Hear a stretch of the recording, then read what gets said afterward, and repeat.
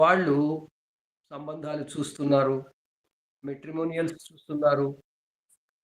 ఇలా ఇవన్నీ చూసుకుంటూ అసలు జ్యోతిషంలో పొంతన విషయంలో ఏం చూడాలి అనే సంగతిని మర్చిపోతున్నారు. ఈ కాలంలో చాలా వరకు మనం వింటూ ఉంటాం. వివాహాలు సమస్యలుగా మారుతున్నాయి. వివాహానంతరం కాలంలో సమస్యలొస్తున్నాయి. విడాకుల ప్రతిపాదనలు ఎక్కువవుతున్నాయి.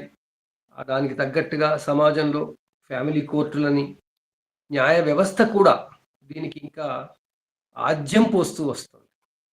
వాళ్ళ పద్ధతుల్లో వాళ్ళు కౌన్సెలింగ్ అంటారు, ఏవేవో అంటుంటారు. కానీ మారుతున్న కాల పరిస్థితుల దృష్ట్యా వివాహం, పొంతన, కుటుంబ వ్యవస్థ ఇప్పుడు ఒక చిక్కు పరిస్థితుల్లో పడ్డాయి అనిపిస్తుంది. ఒకసారి కుటుంబ వ్యవస్థ అనేది విచ్ఛిన్నమవ్వడం ఆరంభిస్తే మన సంస్కృతి, మన సంప్రదాయాలు, మన విజ్ఞానం, మన మనసుల ప్రశాంతత కూడా పోవడం మొదలవుతుంది. అందుకే ప్రశాంతత తగ్గిపోతే, మనసుకు ప్రశాంతత తగ్గిపోతే ఆరోగ్యాలు పాడవుతాయి. అందుకోసం హాస్పిటల్స్ పెరుగుతున్నాయి. ఇలా ఎన్నో రకాలుగా మనం ఒక్క చిన్న విషయం ఆలోచిస్తే, అంటే మన కుటుంబ వ్యవస్థని పరిరక్షించుకునే ఉపాయం ఆలోచించకుండా ఎన్నెన్నో పోకడలు పోతుంటే మనకేమవుతుంది అంటే, మనకి అందరికీ కూడా ఆరోగ్య సమస్యలొస్తున్నాయి. అందరికీ కుటుంబ సమస్యలొస్తున్నాయి. ఈ ధోరణి నుంచి మళ్ళీ మనం మరొక మలుపు తిరిగి అందరిలోనూ కుటుంబ సంబంధంగా మంచి బాంధవ్యాలు రావాలని, సంబంధాలు పెరగాలని, ఈ పొంతన అనే విషయంలో ఈ గుణమేళన చక్రం అనేటువంటి దానికి పరిమితం కాకుండా ఇంకా జ్యోతిషంలో పద్ధతులు ఏమున్నాయి అనేది మరొక్కసారి మనం పునశ్చరణ చేసుకోవాలనే ఉద్దేశంతో ఈనాటి చర్చనీయాంశం వివాహ పొంతనల పరిశీలనలో జాతకమా, జన్మ రాశి లేదా జన్మ నక్షత్రమా, ఈ విషయాలన్నీ మనం చెప్పుకోవడానికి ఈరోజు మనం ఆరంభించుకుంటున్నాం. జన్మ రాశి, జన్మ నక్షత్రం అన్నప్పుడు అది జాతకంలో చంద్రుడు ఉన్న నక్షత్రం, చంద్రుడు ఉన్న రాశి అవుతుందని అందరికీ తెలుసు. జాతకం వివాహ పొంతనకు చూడవలసింది దాని మీద ఆధారపడి చూడాలా? దాని మీద ఆధారపడి చూస్తే నిజంగా మనకి కావలసిన విధిగా మనకు అన్నీ కలుస్తున్నాయా? ఇది మనం ఇప్పుడు ఆలోచించవలసిన సమయం వచ్చింది. సుమారు 10 ఏళ్ల నుంచి ఈ ఆలోచన ధోరణితో ఉపన్యాసాలు, సమావేశాలు, మన ఏమంటాం, వర్క్షాపులు అవుతూనే ఉన్నాయి. కానీ ఈ గుణమేళనానికి సంబంధించినటువంటి యొక్క అదే ఎక్కువగా ఇంకా వినిపిస్తుంది. సాఫ్ట్వేర్లోకి వెళ్ళినా అవే కనపడతాయి. జ్యోతిష్కుల దగ్గరికి వెళ్ళినా అవే చూస్తారు. నక్షత్రం చెప్పగానే తన గురించి విపరీతమైన కామెంట్స్ చేస్తుంటారు. నిజంగా జన్మ నక్షత్రం ఒకటి ఆ పిల్లవాడు 30 ఏళ్లకు వచ్చాక దాని ప్రభావం ఉంటుందా? మనం శాస్త్రీయంగా ఆలోచించవలసిన సమయం వచ్చింది. శాస్త్రీయంగా పొంతన అనేది ఎలా చూడాలి? ఈ గుణమేళనం అనేది అసలు ఎలా వచ్చింది? మన ఋషులు లేదా పూర్వీకులు ఈ పద్ధతిని ఎందుకు తీసుకొచ్చారు? గుణమేళనంలో ఉండే విధానాలలో ముఖ్యంగా దేని మీద ఆధారపడి చేస్తారు అంటే జన్మరాశి లేదా జన్మ నక్షత్రం. ఒక్క జన్మ నక్షత్రము లేదా జన్మ రాశి మీద ఆధారపడి జీవితం అంతా మనం పొంతన గురించి నిజంగా ఆలోచించవచ్చా? పొంతనంటే కేవలం చంద్రుడి నక్షత్రము, జన్మరాశి మాత్రమేనా? ఈ విషయాలు ఈరోజు మనం తప్పకుండా చర్చించుకోవాల్సిన అవసరం వచ్చింది. జ్యోతిష్ శాస్త్రాన్ని సామాజిక ప్రయోజనాలకి, వ్యక్తికి సమిష్టిగా వ్యక్తిగతంగా దాని ప్రయోజనం పొందడానికి మనం అన్వయించుకోవలసిన విజ్ఞానాన్ని వెలికి తీయాలి. ఆ శాస్త్రీయతని మనం అందరం ధృవపరుచుకోవాలి, చర్చించుకోవాలి, ధృవపరుచుకోవాలి. అందుకోసం అవసరమైతే పరిశోధనలు చేయాలి. ఈ నేపథ్యంతో మనం ఈరోజు మన చర్చనీయాంశమైనటువంటి వివాహ పొంతన పరిశీలనలో జాతకమా, జన్మ రాశి లేదా నక్షత్రమా అనేటువంటి విషయంగా మనం ఆరంభించుకుందాం. మిత్రులు ముందుకు వచ్చి తమ తమ జ్యోతిర్వాణిని వినిపించి, తమ అనుభవాలను వినిపించి, మనం పంచాంగకర్తలకి ఈ గుణమేళన చక్రం తప్పించి ఇంకా ఏమైనా మంచి సమాచారం పొందడానికి సంబంధించింది మీ పంచాంగాలలో పెట్టండి అని విజ్ఞప్తి చేద్దామా అనేది ఆలోచిద్దాం, చర్చించుకుందాం. మరొకసారి అందరికీ స్వాగతం. మిత్రులు ఎవరైనా తమ జ్యోతిర్వాణిని వినిపించడం ఆరంభించవచ్చు. నేను 2 ముక్కలు చెప్తాను శాస్త్రి గారు. తప్పకుండా. నమస్కారం. నమస్కారం. శ్రీ విఘ్నేశ్వరాయ నమః. శ్రీ గురుభ్యో నమః.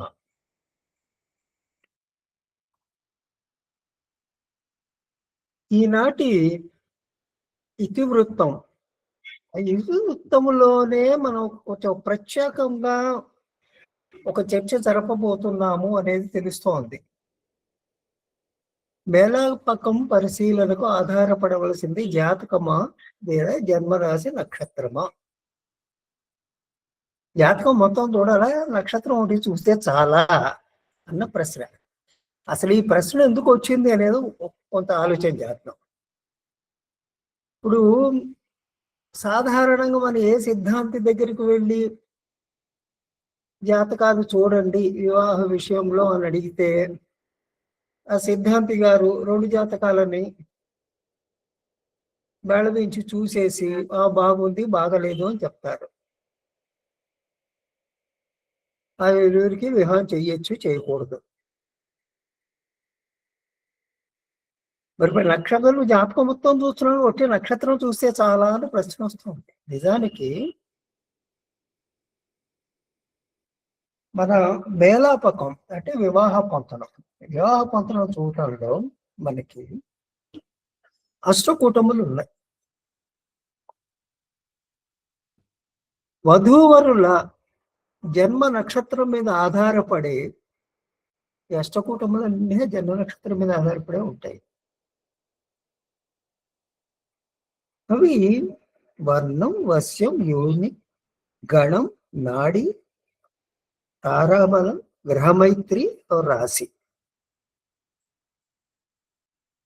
గ్రహమైత్రి అని ఉంది, అన్ని గ్రహాలు చూడడం కాదు అక్కడ జరుగుతుంది. గ్రహమైత్రి అనగానే జన్మరాశి ఏదో ఆ రాశి తాలూకు అధిపతి వధువు వరుడు ఇరువురు జాతకంలోనూ ఆ రాశి తాలూకు అధిపతి వారిద్దరు మిత్రుల శత్రువుల సమూల ఏమిటనేది చూస్తాం.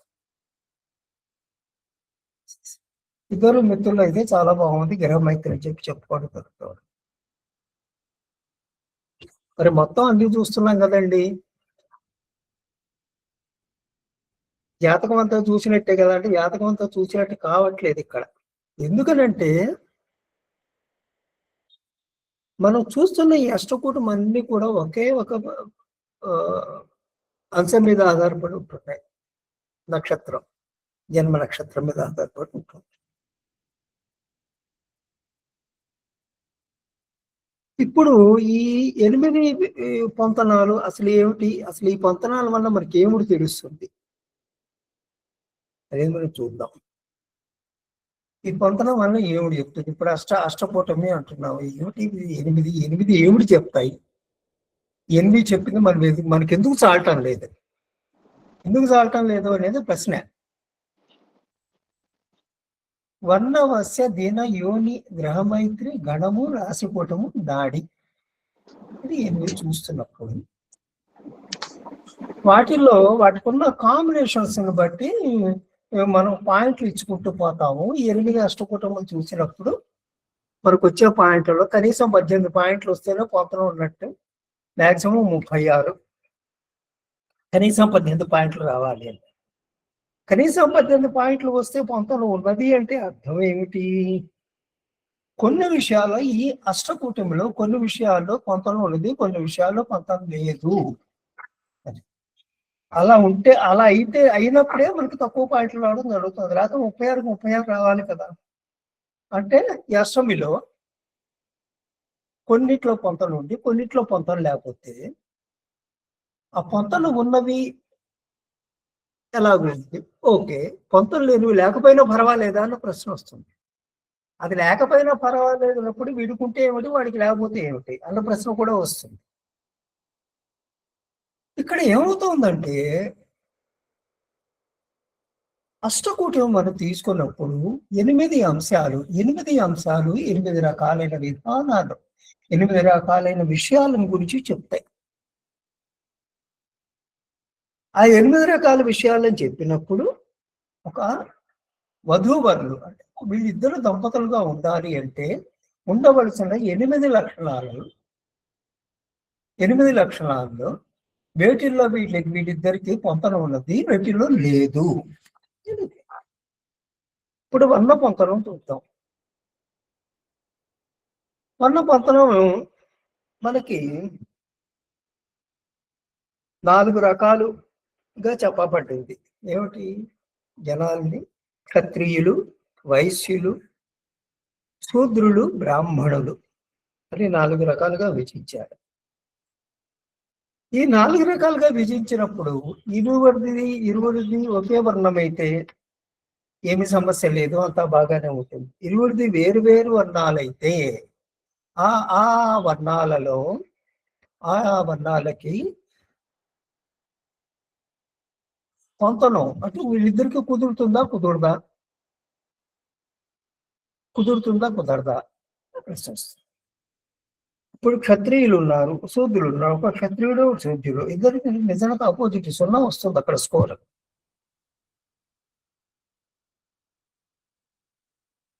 సో ఈ రకంగా మీరు ఒక్కొక్క కూటమి తీసుకొని మీరు చూసుకుంటూ పోతారు. సో ఇప్పుడు వర్ణ కూటమి గురించి మనం మాట్లాడుకుంటున్నాము. వర్ణ కూటమి మనం చూసినప్పుడు కొందరు ఏమిటి చేస్తారంటే మానసిక ఉన్నతి ఎలా ఉంటుంది అనేది వర్ణాన్ని బట్టి తెలుస్తుంది. బ్రాహ్మణ, క్షత్రియ, వైశ్య, శూద్రాది వర్ణాలు మీనాది రాసులుగా వాళ్ళు ఏం చేస్తారంటే కొన్ని గ్రంథాలు ఏం చెప్తున్నాయి, అమ్మాయి వర్ణము కన్నా ఎక్కువగా ఉండాలి. ఈ వర్ణాలు కూడా 4 భాగాల గురించి ఒకటి పైన ఒకటి కింద క్లుప్తంగా 4 తీసుకుంటే బ్రాహ్మణుడు పైన పెడతాము, సూర్యుడిని కింద పెడతాము. అవి ఎక్కడి నుంచి వచ్చినాయంటే వర్ణాలు వాళ్ళు చేస్తున్న పనులను బట్టి వాటిని వర్ణాల కింద విభజించడం జరిగింది.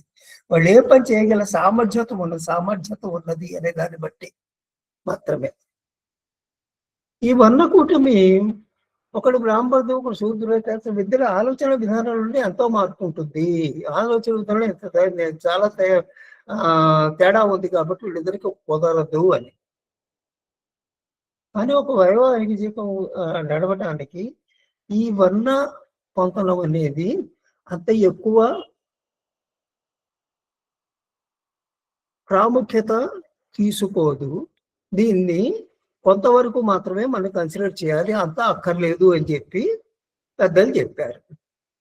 వీటిలో బివి రామన్ గారు చెప్పిన వారు ఉన్నది, మిగిలిన పెద్దలు ఇంకా కొందరు పెద్దలు చెప్పిన ఉన్నాయి. వాటి గురించి కూడా మనం మాట్లాడుకుందాం. అయితే వర్ణకూటమి లేదు మన దగ్గర. వర్ణకూటమి లేకపోతే జన్మ రాశాధిపత్యం బట్టి ఆ రాశాధిపత్యం ఇప్పుడు గ్రహాలకు కూడాను కొన్ని వర్ణాలు ఆపాదించారు. రవికుదుడు క్షత్రియులు ఉన్నారు, గురు శుక్రుడు బ్రాహ్మణులు అన్నారు, చంద్రుడు వైశ్యుడు అన్నారు, కొందరు చంద్రుడు బుధుడు కూడా వైశ్యుడే అన్నారు, శని శూద్రుడు లేదా చండాలుడు అన్నారు. సో ఈ రకంగా మీరు అన్ని తీసుకుని చూసినప్పుడు ఇక్కడ ఏమవుతుందంటే మనకి వర్ణదోషం క్షత్రియులకు, గుణదోషం వైశ్యులకు, యోని దోషం శూద్రులకు విశేషంగా చూడాలి అన్నారు. చూడండి, ఒక్క అంశం తీసుకోవాలి, రమ్మది ఒకదాని వెనకాల ఒకదాని కొడుకు చాలా ఇఫ్స్ అండ్ బట్స్ వస్తున్నాయి, కొన్ని కండిషన్స్ కూడా వస్తున్నాయి. అది రమ్మది కాంప్లికేట్ అవుతుంది విషయం. ఇది ఒక్కటే. మనం ఇప్పుడు ఏమిటి కేవలం మనం వర్ణ గురించే మాట్లాడుకుంటున్నాం ప్రస్తుతం. ఈ వర్ణం గురించి మాట్లాడుకున్నప్పుడు బ్రాహ్మణులకు గ్రహమైత్రి, క్షత్రియులకు గణకూటమి, వైశ్యులకి రాశికూటమి ముఖ్యము అని చెప్పి కొందరు చెప్తారు. టీటీడీ వాళ్ళు అదే చెప్తారు సాధారణంగా. నరేంద్ర గారు ఎందుకు చెప్తారు, రామణ గారు కూడా అదే చెప్పేవారు. ఇప్పుడు వశ్యం అంటే ఏంటి? Power compatibility. అంటే ఎవరి ఎవరు ఎవరిని కంట్రోల్లో పెడతారు అన్న మాట వస్తుంది. నిజానికి సూటిగా మాట్లాడుతుంది కానీ అది తప్పు. అంటే ఎవరు కమాండింగ్ గా ఉంటారు భార్యాభర్తల్లో అన్న మాట వస్తుంది. అది వశ్యము. ఈ వశ్యము ఎక్కడి నుంచి వస్తుందంటే 4 రకాలైన లక్షణాలు నక్షత్రాలుగా ఆపాదించబడ్డాయి. అవి నర, చతుష్పాద, జలచర, వనచర, కీటక. 5 4 కాదు. వీటిల్లో వధువు వరువు ఇద్దరిది కూడా ఒకటే వశ్యం అనుకుందాం. ఇది ఇద్దరిది నరువే అనుకుందాం, గొడవే లేదు. అలాగే ఇద్దరిది నడుపుతుంది 5 5 సేమ్ టు సేమ్ అయినప్పటికీ ప్రాబ్లమే రాదు. అది విడివిడిగా వచ్చినప్పుడు ఎముడు జరుగుతుంది. దీనివల్ల ఎముడు జరుగుతుంది. వీటిల్లో వనచరం అనేది చాలా అగ్రెసివ్. వనచరం అనేది చాలా అగ్రెసివ్గా ఉంటుంది అనమాట వనచరం. అదే మానవ అంటే మానవ మనకి తెలుస్తున్నట్టు మానవ అనేది మానవ స్వభావం అనేది. వీటిల్లో మనం ఈ కంపారిజన్ మనం చేస్తున్నప్పుడు ఏమిటంటే ఈ గుణముల్లో శత్రుత్వం లేకుండా ఉండేవి ఉండాలి. 5 కూడా మిత్రత్వం, శత్రుత్వం అనేవి గుణాలు ఉన్నాయి. దేవుడితో మిత్రంగా స్నేహితులుగా వ్యవహరించగలరు, ఎవరు వీడితో స్నేహితులుగా వ్యవహరించలేవు అని. ఇప్పుడు మానవాది జలచరము 2 కలిసే నడుస్తాయి. అదే కీటకము అయితే సమమైనప్పుడు ఒకటే పాయింట్ వస్తుంది. ఇక్కడ మీకు మాక్సిమం మీరు స్కోర్ చేసేది 2 పాయింట్లే. ఆ 2 పాయింట్లలో సేమ్ టు సేమ్ అయితే 2 పాయింట్లు వస్తాయి. అదే మిత్రులు అయితే 2 పాయింట్లు వస్తాయి. సములు అయితే 1 పాయింట్ వస్తాయి. శత్రువులు అయితే 0 పాయింట్లు వస్తాయి. ఈ 5 కాంబినేషన్లు తీసుకున్నప్పుడు మనకు మొత్తం 15 కాంబినేషన్లు వస్తాయి. ఆ 15 కాంబినేషన్లో మనం చూసుకొని ఎన్ని పాయింట్లు వచ్చినాయి చూడాలి. అది వశపూర్ణం. ఇది ఇక్కడ పవర్ ఈజ్ ద క్రైటీరియా. వశం దగ్గరికి వస్తే ఆ పవర్ ఎవరు ఎంత పవర్ఫుల్ గా ఉన్నారు, పవర్ఫుల్ గా ఉన్నారనగానే అబ్బాయి ఇది ఎప్పుడు పైకి ఉండాలి, అమ్మాయి ఇది కాదు, అమ్మాయి దానికన్నా అని చెప్పి మామూలుగా కూడా చెప్తాడు. ఇప్పుడు మానవత అనుకున్నా, మానవ వశం అయినప్పుడు వాళ్ళు ఎంపాటిక్. వాళ్ళు ఏంటంటే ఎంపాథెటిక్ నాట్ ఎంపాటిక్ కాదు, ఎంపాథెటిక్ అంటే ఇద్దరితో దాన్ని ఎలా చెప్పాలి అంటే ఎంపాథెటిక్ అంటే ఒకళ్ళ పట్ల వాళ్ళు సానుకూలంగా ఉంటారు అని చెప్పచ్చు ఒక రకంగా. అదే జలచరం అయితే అది చాలా ప్యాషనెట్, వెరీ ప్యాషనెట్ అనమాట. Very strong feelings. అదే కీటకం అయితే అన్ని అంతా హిడెన్ ఫీలింగ్స్ ఉంటాయి అనమాట. వాళ్ళంతా చాలా విషయాలు లోపల దాచుకుంటూ ఉంటారు, చాలా అంబిషియస్ గా ఉంటారు, లోపల దాచుకుంటూ ఉంటారు. అదే చతుష్పాదం అయితే వాళ్ళు చాలా ఎడమెంట్. ఎంత ఎడమెంట్ అంటే వాళ్ళకి ఆ మొండితనాన్ని భరించడం చాలా కష్టమయ్యే పరిస్థితులు కూడా వస్తాయి. అదే వనచరం అయితే వెరీ ఫియర్స్, వెరీ వైలెంట్ అనమాట, వైలెంట్ గా ఉంటారు. ఇప్పుడు ఒక వధూవరులు ఇద్దరికి చూసినప్పుడు ఒకళ్ళు మానవుడిది, ఒకళ్ళు వనచరం అయింది అని చెప్పి అనుకుంటాం. ఒకళ్ళేమో ఎంపథెటిక్ గా ఉంటున్నారు, ఒకళ్ళేమో చాలా వైలెంట్ గా ఉంటారు. వాళ్ళకి మధ్య ఎలా కుదురుతుంది సఖ్యత? చాలా కష్టం.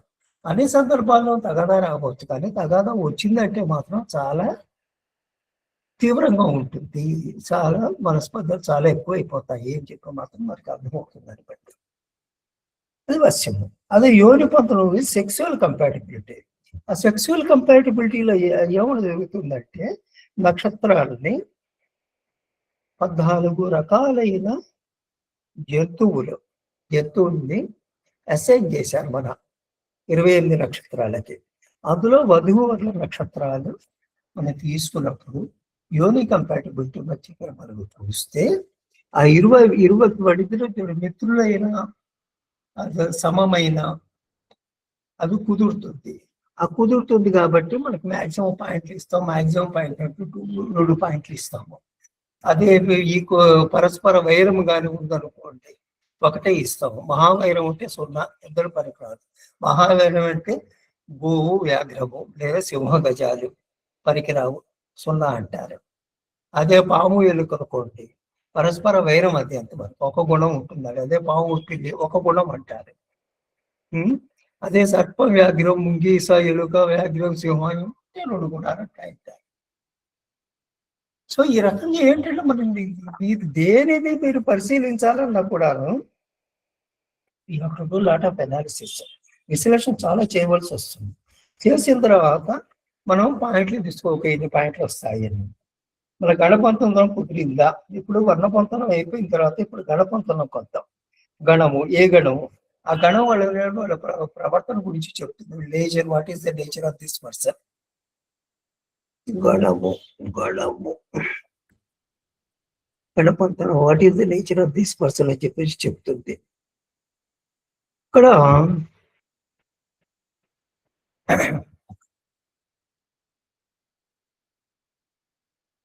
గణాలు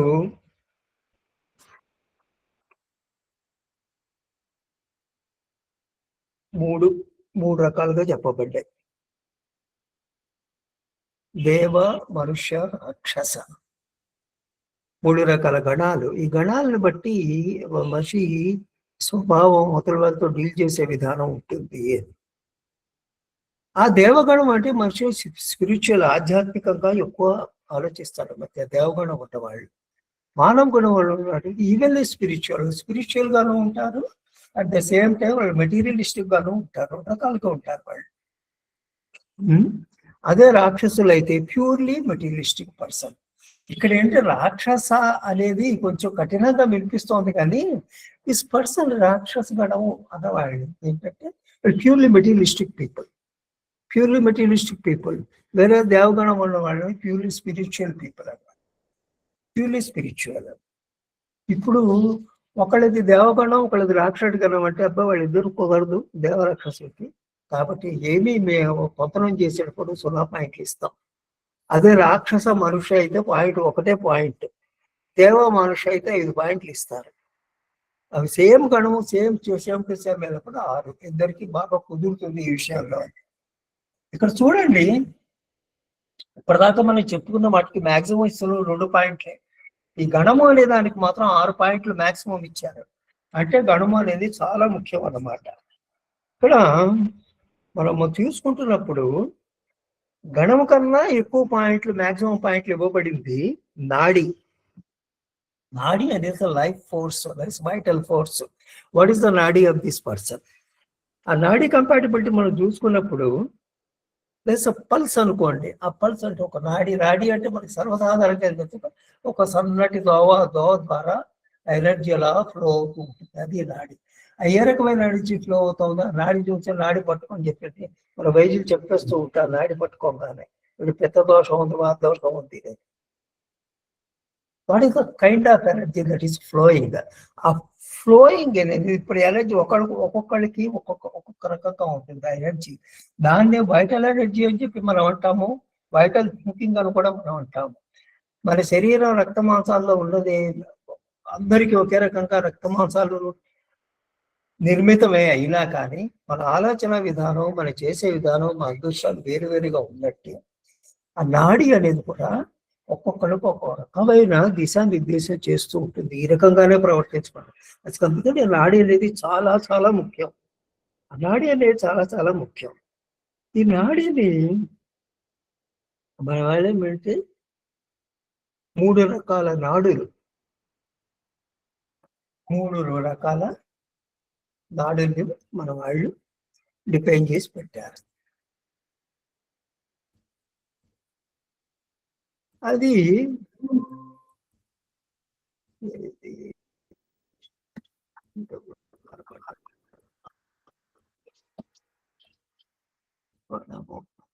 నాడి.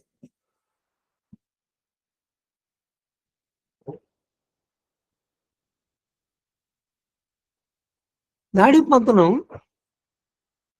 చూసినప్పుడు ఫేవరబుల్,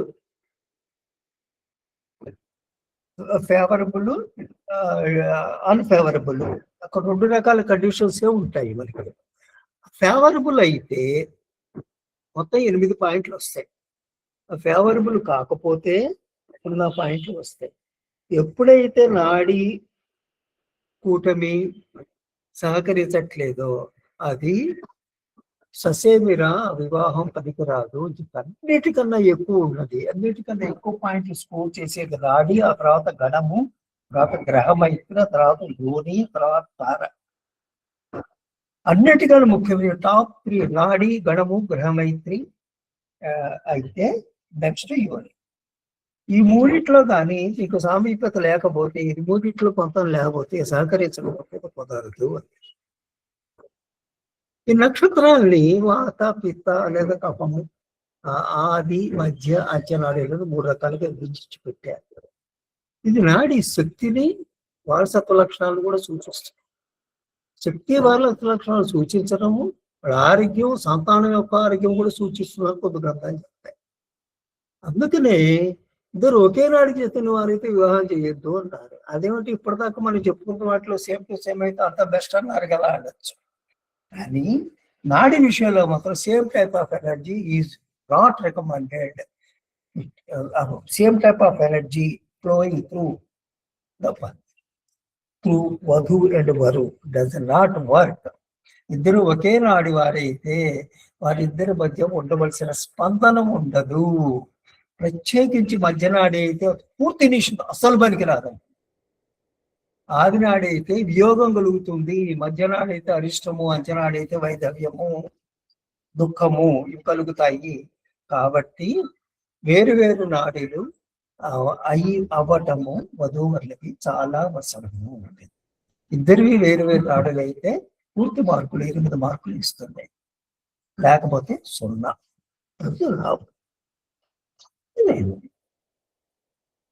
సో ఇప్పుడు తర్వాత ఇంకా మనకు తెలిసిన వాటిలో బాగా తెలిసిన తారాపంతనం.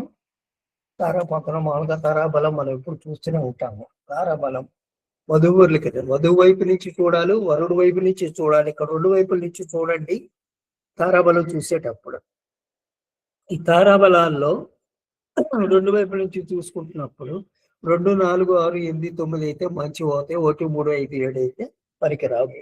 మనకు తెలిసినవే జన్మతార, సంపత్తార, విపత్తార, క్షేమ, ప్రత్యక్, సాధన, నైధన, మిత్ర, అతిమిత్ర 9 నక్షత్రాలు. జన్మ నక్షత్రాలు ఒకరి నుంచి ఒకరికి, అంటే అబ్బాయి నుంచి అమ్మాయికి, అమ్మాయి నుంచి అబ్బాయికి కూడా మీ నక్షత్ర పొంతనం చూసినప్పుడు 2 వైపుల నుంచి కూడాను నీకు పనికి వచ్చే తార అయితే, అంటే 1, 3, 5, 7 పనికి రావనుకున్నా 2, 4, 6, 8, 9 పనికి వస్తాయి. 2 వైపు నుంచి పనికి వచ్చేట్లయితే 3 పాయింట్లు మాక్సిమం పాయింట్లు వస్తాయి. అదే అబ్బాయి వైపు నుంచి పనికి వచ్చి అమ్మాయి వైపు నుంచి పనికి రాబోతే 2, అమ్మాయి వైపు నుంచి పనికి వచ్చి అబ్బాయి వైపు నుంచి పనికి రాబోతే 1. అదే 2 వైపుల నుంచి పనికి రాదు అనుకుంటే 0 అసలు పనికి రాదు. సో ఈ రకంగా చెప్పారు. వీటిలో ఇప్పుడు నాడి గురించి చెప్పుకున్నాం, లైఫ్ ఫోర్స్ గురించి చెప్పుకున్నాం, గణం గురించి చెప్పుకున్నాం. గ్రహమైత్రి, మ్యూచువల్ ఎఫెక్షన్ అక్కడ నుంచి. గ్రహమైత్రి అనేది ముందునే చెప్పాను. రాశి, వ్యక్తి రాశి ఏమిటి, అబ్బాయి రాశి ఏమిటి, అమ్మాయి రాశి ఏమిటి, రాస్యాధిపతులు వధూవరులు ఇద్దరి రాస్యాధిపతుల మధ్యలో మైత్రి ఉంటే వాళ్ళిద్దరి మధ్యలో సఖ్యత ఉంటుంది. తర్వాత యోని గురించి, తారాబలం గురించి చెప్పుకున్నాం, వశ్యం, పవర్ కంపాటబిలిటీ, వర్ణ గురించి చెప్పుకున్నాం. ఇప్పుడు లగ్నం. ఇవి అష్టగ్రహ కూటమి అయితే, అష్టకూటములు అయితే ఇవి కాక మరొక 2 విషయాలు ఉన్నాయి. అవి మన ఆంధ్రప్రదేశ్లో పాటించరు కానీ తమిళనాడులో వాటికి చాలా ప్రాముఖ్యత ఇస్తారు. తమిళనాడులో అది రజ్జు కూటమి అని ఒకటి, ఆ తర్వాత స్త్రీ దీర్ఘము అని ఒకటి. ఈ రజ్జు కూటమిలో ఏం చేస్తారంటే ఈ నక్షత్రాలని మళ్ళీ అది కూడా నక్షత్రం దగ్గర నుంచే వస్తుంది. ఆ నక్షత్రాన్ని శిర, కంఠ, నాభి, కట్టి, పాద అని 5 భాగాలు, 5 భాగాలుగా విభజించారు నక్షత్రాన్ని, 28 నక్షత్రాలు. ఈ రజ్జుకూటంలో ఇరువురిది కూడాను ఒకటే రజ్జు కాకూడదు. ఒకే రజ్జు అయితే అది ఆ వైవాహిక జీవితానికి చాలా నష్టం చేస్తుంది. ఏ రకంగా అంటే ముఖ్యంగా ఆరోగ్యం గురించే ఇక్కడ ఎక్కువ మాట్లాడుతుంది రజ్జు. ఇది ఇరువురిది స్థిర రజ్జు అయితే వివాహం అయిన కొద్ది కాలానికే భర్త మరణిస్తాడు. అదే కంట అయితే భార్య మరణిస్తుంది. నాభి అయితే బిడ్డలు మరణిస్తారు. కటి అయితే ఎక్స్ట్రీమ్ పావర్టీ, దారిద్ర్యంలో మునిగిపోతారు వాళ్ళు. అదే పాదం అయితే ఎప్పుడు ఏదో యాక్సిడెంట్ లేదంటే ఇంజరీస్ జరుగుతూ ఉంటాయి, మీకు ఆరోగ్యం సరిగ్గా ఉండదు. ఇది స్త్రీ దీర్ఘం అనేది అమ్మాయి నక్షత్రం నుంచి అబ్బాయి నక్షత్రం అంత దూరం ఉంది. అంత దూరం కనీసం 14 సంఖ్య ఉండాలి, అప్పుడు బాధే మంచిది, లేకపోతే కాదు అంటారు. అంటే మొదటి నమ్మకంలో ఉంటే తమిళనాడు వాళ్ళకి పనికిరాదు, మనకి పనికొస్తుంది కానీ వాడికి పనికిరాదు. కనీసం 2 నమ్మకాలు 14 దాటాలి. ఓకే, ఇప్పుడు చూడండి, ఇప్పుడు మనం చెప్పుకున్న విషయాల్లో మనకి చాలా విషయాలు వచ్చేసినాయి. చాలా విషయాలు వచ్చేసిన తర్వాత ఒక నక్షత్రం నుంచి ఇవన్నీ వచ్చేస్తున్నాయి. మనకి ఇన్ని వివరాలు మనం చెప్పుకుంటున్నాము. ఇవి కాక ఇంకా మనం చూడవలసింది ఏముంది? ఈ జాతకం గురించి ప్రత్యేకంగా ప్రశ్న వస్తాం. ఇవాళ ఈ తిరుగుతాం వస్తున్నాను.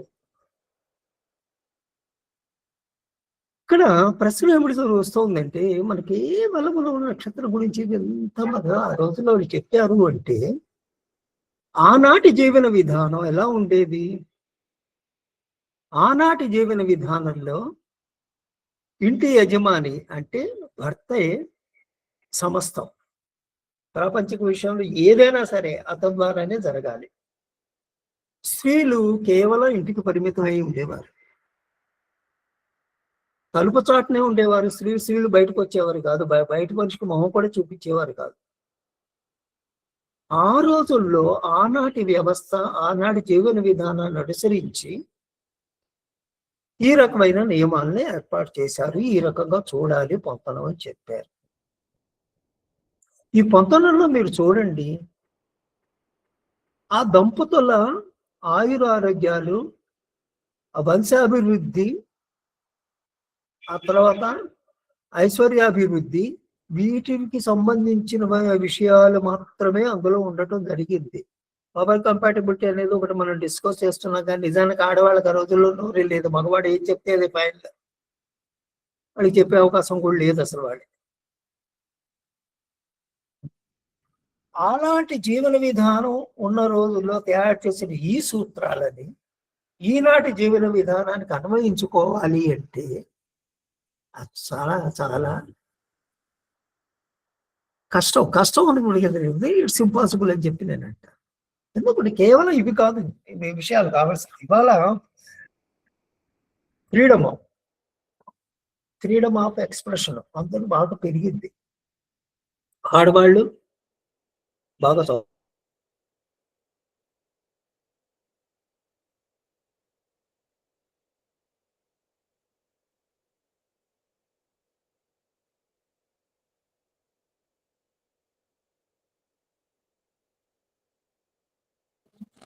వాయిస్ వినపడటం లేదు.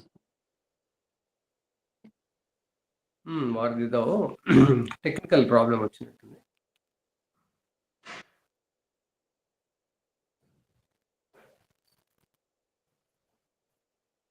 ఇంటర్నెట్ అయిపోయింది.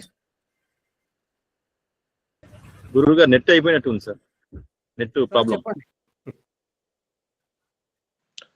లేరండి, వారు ఆన్లైన్ లోనే ఉన్నారు. వాయిస్ వినపట్లేదు. రవీంద్రనాథ్ గారు నాతో మాట్లాడుతున్నారు. మళ్ళీ జాయిన్ అవ్వండి సార్, మళ్ళీ జాయిన్ అవ్వండి. ఈలోగా నేను వేరే వాళ్ళని మాట్లాడమంటా. వారిది లాకప్ అయిందన్నారు, లాగౌట్ అయ్యారన్నారు, నువ్వు కనపడుతున్నారు. లాగౌట్ అయ్యి మళ్ళీ అవ్వమన్నాను. మనకి బాబాయ్ నేను మాట్లాడొచ్చా? అమ్మా తప్పకుండా. ఆదిదేవ నమస్తుభ్యం ప్రసీద మమ భాస్కర, దివాకర నమస్తుభ్యం ప్రభాకర నమోస్తుతే. శ్రీమాత్రే నమః. శ్రీ గురుభ్యో నమః. ఈ రోజు అంశం మనకు మేలాపకంలో జాతకమా నక్షత్రమా అనే అంశాలని తీసుకున్నట్లయితే రవీంద్రనాథ్ గారు చాలా డీటెయిల్డ్ గా చెప్తూ వస్తున్నారు.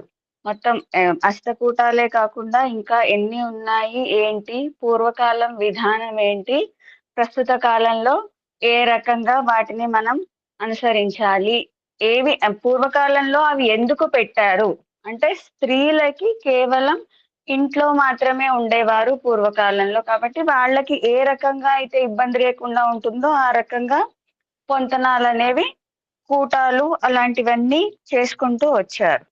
కానీ మరి ప్రస్తుత కాలంలో మారుతున్న సమాజానికి అనుగుణంగా ఇంకా కొన్ని రకాలుగా మనం ఏ రకంగా అబ్జర్వ్ చేయొచ్చు అనేది ఒక 4-5 మాటల్లో నేను చెప్తాను. ఫస్ట్ మనము చూసే జాతకాలలో ఏం చూస్తాము అంటే వివాహ సమయం అవునా కాదా అనేది ఇద్దరి జాతకాల్లో మొట్టమొదలు చెక్ చేస్తాము. దశ అంతర్దశలు ఏ రకంగా ఉన్నాయి అంటే వివాహం అయ్యే సమయం అవునా కాదా, ఏదైనా పాపగ్రహాల అంతర్దశలు కానీ మహాదశలు కానీ నడుస్తున్నాయా అనేది ఒక విషయం చెక్ చేస్తాము. దానితో పాటు సప్తమాధిపతులు ఎక్కడ ఉన్నారు, సప్తమాధిపతులను మనం ఎందుకు తీసుకుంటున్నాము అంటే వివాహానికి కారణం మనం లగ్నం అవుతే ఆపోజిట్ స్పౌస్ అనేది ఎవరికైనా సరే అది సప్తమం అవుతుంది అనే భావనతోటి ఆ సప్తమాధిపతులు ఏ నక్షత్రాల్లో ఉన్నారు, పాపగ్రహాల నక్షత్రాల్లో ఉన్నారా లేదా రాహుకేతు నక్షత్రాల్లో ఉన్నారా, అష్టమాధిపతి నక్షత్రాల్లో ఉన్నారా.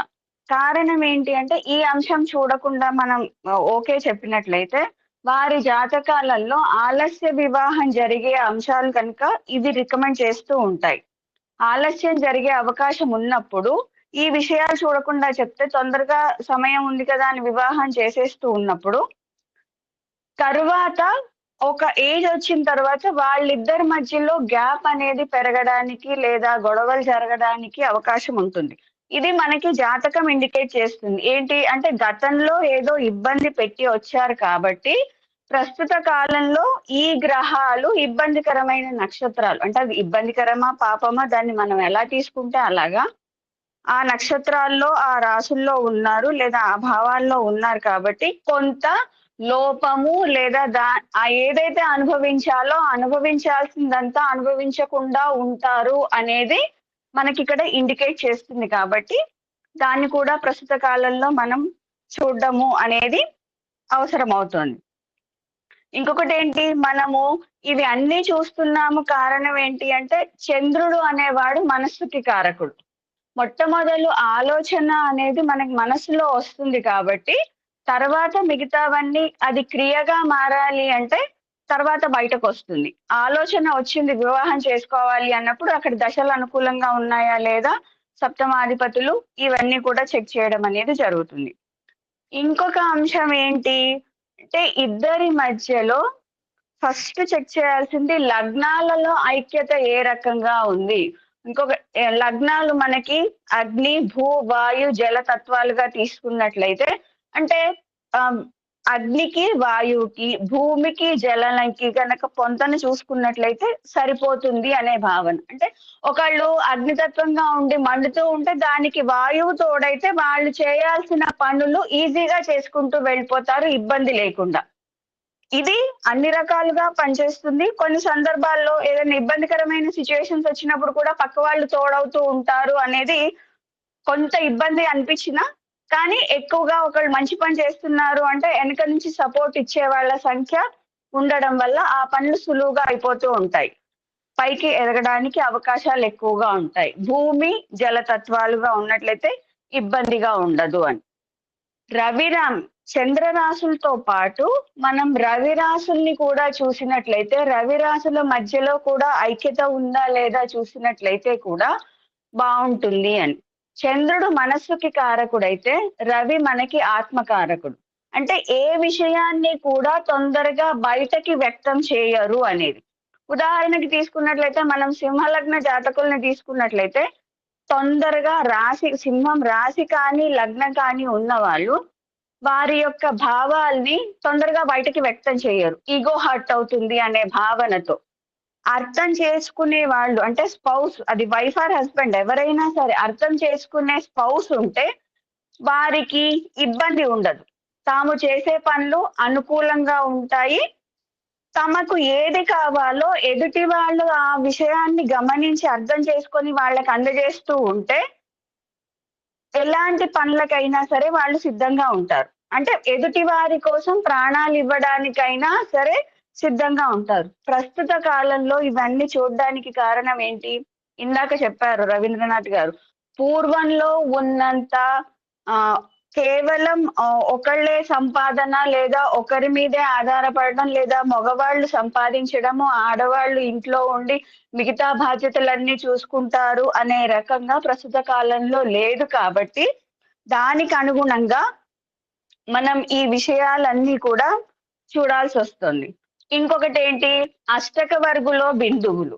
అష్టక వర్గులో ఒకళ్ళకి లగ్నంలోనూ ఎక్కువ, ఒకళ్ళకి సప్తమంలోనూ బిందువులు ఎక్కువగా ఉన్నట్లయితే ఏమవుతుంది? ఒకసారి ఒకళ్ళ మాట చెప్పినప్పుడు లగ్నంలో బిందువులు ఎక్కువగా ఉన్న వారికి ఆత్మవిశ్వాసం ఎక్కువగా ఉంటుంది.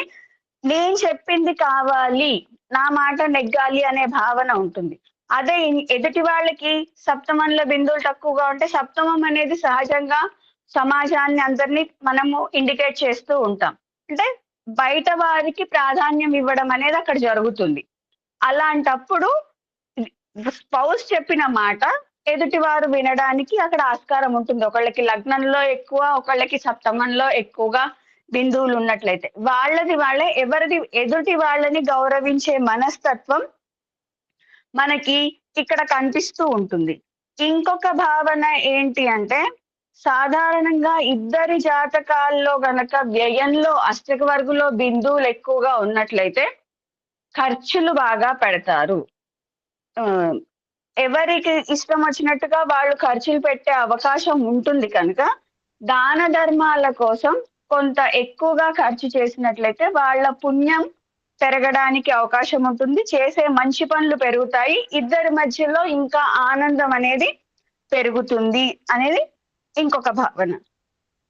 నేను అనుకోవడం ఇందాక నాడీ కూటమి గురించి రవీంద్రనాథ్ గారు చెప్తున్నప్పుడు రెగ్యులర్ గా మాస్టర్ క్లాస్ లో చెప్తూ ఉంటారు. కళత్రము అన్నప్పుడు ఒకరి భావాలు ఒకళ్ళకి స్పౌస్ కి మాత్రమే తెలుస్తాయి, మిగతా వారికి ఎవరికి అసలు ఒరిజినాలిటీ ఏంటి అనేది తెలీదు అని. అక్కడ వాక్స్పర్శ, దృక్స్పర్శ, భావస్పర్శ అనేవి మూడు కూడా బాగా ప్రాముఖ్యత వహిస్తూ ఉంటాయి. ఇది నాడీ కూటమికి వర్తిస్తుందేమో అని నేను అనుకుంటున్నాను. ఏంటి అంటే ఎంతసేపు మాట్లాడుతున్నా ఒకళ్ళ భావాలు ఒకళ్ళకి పంచుకోవాలి, లేదా ఏదైనా ఇబ్బంది ఉంది, మంచి ఉంది, చెడు ఉంది, ఏం చేయాలి అని చర్చించుకోవాలి అనుకున్నప్పుడు, మాటల ద్వారా తెలియచేయాలి అనుకున్నప్పుడు వాక్స్పర్శ, మాట్లాడుతూ ఉంటే ఇంకా వినాలి, ఇంకా వాళ్ళతో మాట్లాడాలి అనిపించడం అనేది. దృక్స్పర్శ అంటే వాళ్ళతోని కొంతసేపు కనిపించకపోతే ఏమవుతుంది అనే భావన, మళ్ళీ చూడాలి, లేదా బయటకి ఎక్కడికైనా వెళ్తున్నారు అంటే 2-3 రోజుల దాకా రారు అంటే ఎలా ఉండాలి ఏంటి అనే భావన.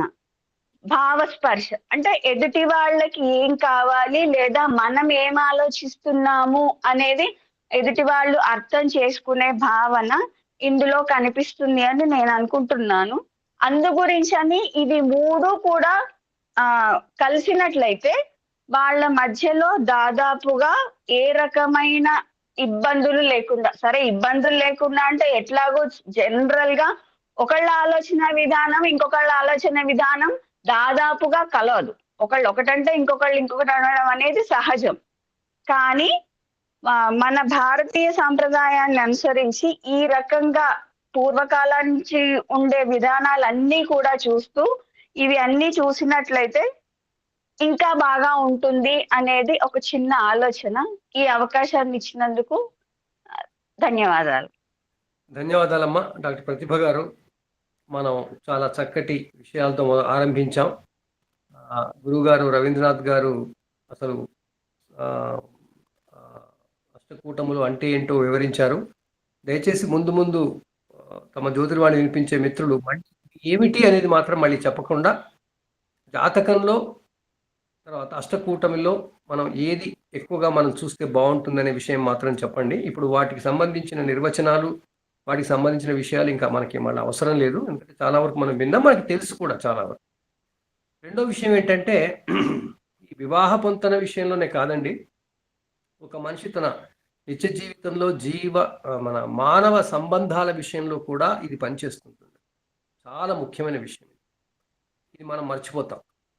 పెళ్ళానికి మొగుడికే కాదండి, భర్త భార్య అని కాదు. ఒక మనిషి మరొక మనిషితో, ఒక స్త్రీ మరొక స్త్రీతో, ఒక పురుషుడు మరొక పురుషుడితో దీనికి కూడా వర్తిస్తుంది. వివాహ పొంతన అనేది ఒక ఒక ఒక మాధ్యమంగా మనం వాడుకుంటున్నాం, కానీ ఈ మన జ్యోతిష్ శాస్త్ర రీత్యా మనం పొంతన అన్నప్పుడు ఇద్దరు మనుషుల మధ్యన ఉండే పొంతన అన్ని విషయాలు, అది కూడా ఒక గుర్తు పెట్టుకోండి. మూడవది చాలా ముఖ్యమైనది, ఒక జాతకుడికి చంద్రుని యొక్క నక్షత్రం ఆ జాతకుడి యొక్క వ్యక్తిత్వంలో ఎంతకాలం ఒకే రీతిగా ఉంటుంది. పుట్టినప్పుడు ఎలా ఉంటుంది, 5 ఏళ్ల తర్వాత ఎట్లా ఉంటుంది, 10 ఏళ్ల తర్వాత ఎట్లా ఉంటుంది, 20 ఏళ్ల తర్వాత ఎట్లా ఉంటుంది అంటే ఆ జాతకుడి మీద ఆ నక్షత్ర ప్రభావం వ్యక్తిత్వం మీద. ఎందుకంటే వ్యక్తిత్వము పుట్టినప్పుడు ఎలా ఉంటుందో అలా ఉండదు, అనుక్షణం ప్రతిరోజు మారుతుంటుంది. ఎందుకు? చుట్టూ ఉన్న పరిస్థితుల కారణంగా మన వ్యక్తిత్వం మారిపోతుంది. మరి వ్యక్తిత్వం మారిపోతుంది అంటే నక్షత్ర ప్రభావం మారుతుందిగా, ఆ నక్షత్ర ప్రభావం తగ్గుతుంది అన్నట్టేగా. మరి అలాంటి విషయాల్లో చిన్నప్పుడు పెళ్లిళ్ళు చేస్తే నక్షత్రాన్ని ఆధారం చేసుకోవడం ఎక్కువ సబబు అనిపిస్తుంది. పెద్ద పెరిగిన తర్వాత వ్యక్తిత్వం అనేది రూపుదిద్దుకున్న తర్వాత ఈ నక్షత్రాన్ని ఆధారపడడం ఎంతవరకు సబబు? ఈ విధంగా కూడా మనం ఆలోచించాల్సిన అవసరం వస్తుంది. ఈ విషయాలు ముందు పెట్టుకుని దయచేసి ముందుకు మాట్లాడండి. రవీంద్రుడు గారు,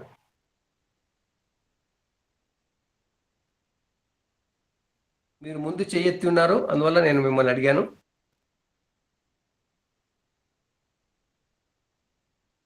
ఆన్ చేసుకోండి.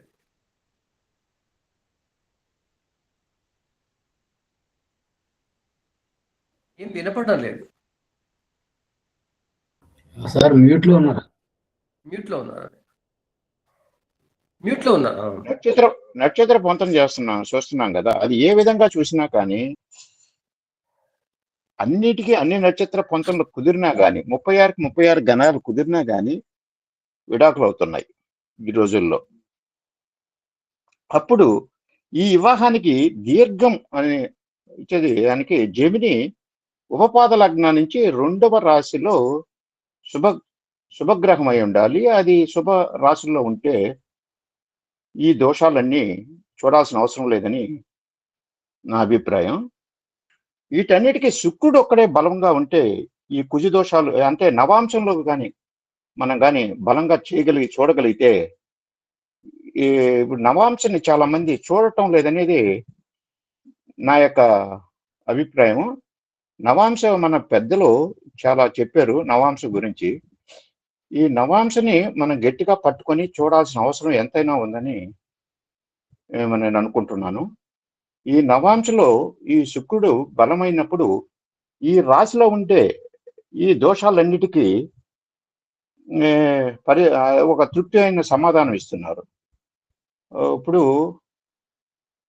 మనం ఏమనుకుంటామంటే శుక్రుడు ఎటువంటి భంగాలు కలిగి చేస్తున్నాడు అని చూసినప్పుడు 12వ ఇల్లు మనకి సుఖస్థానం.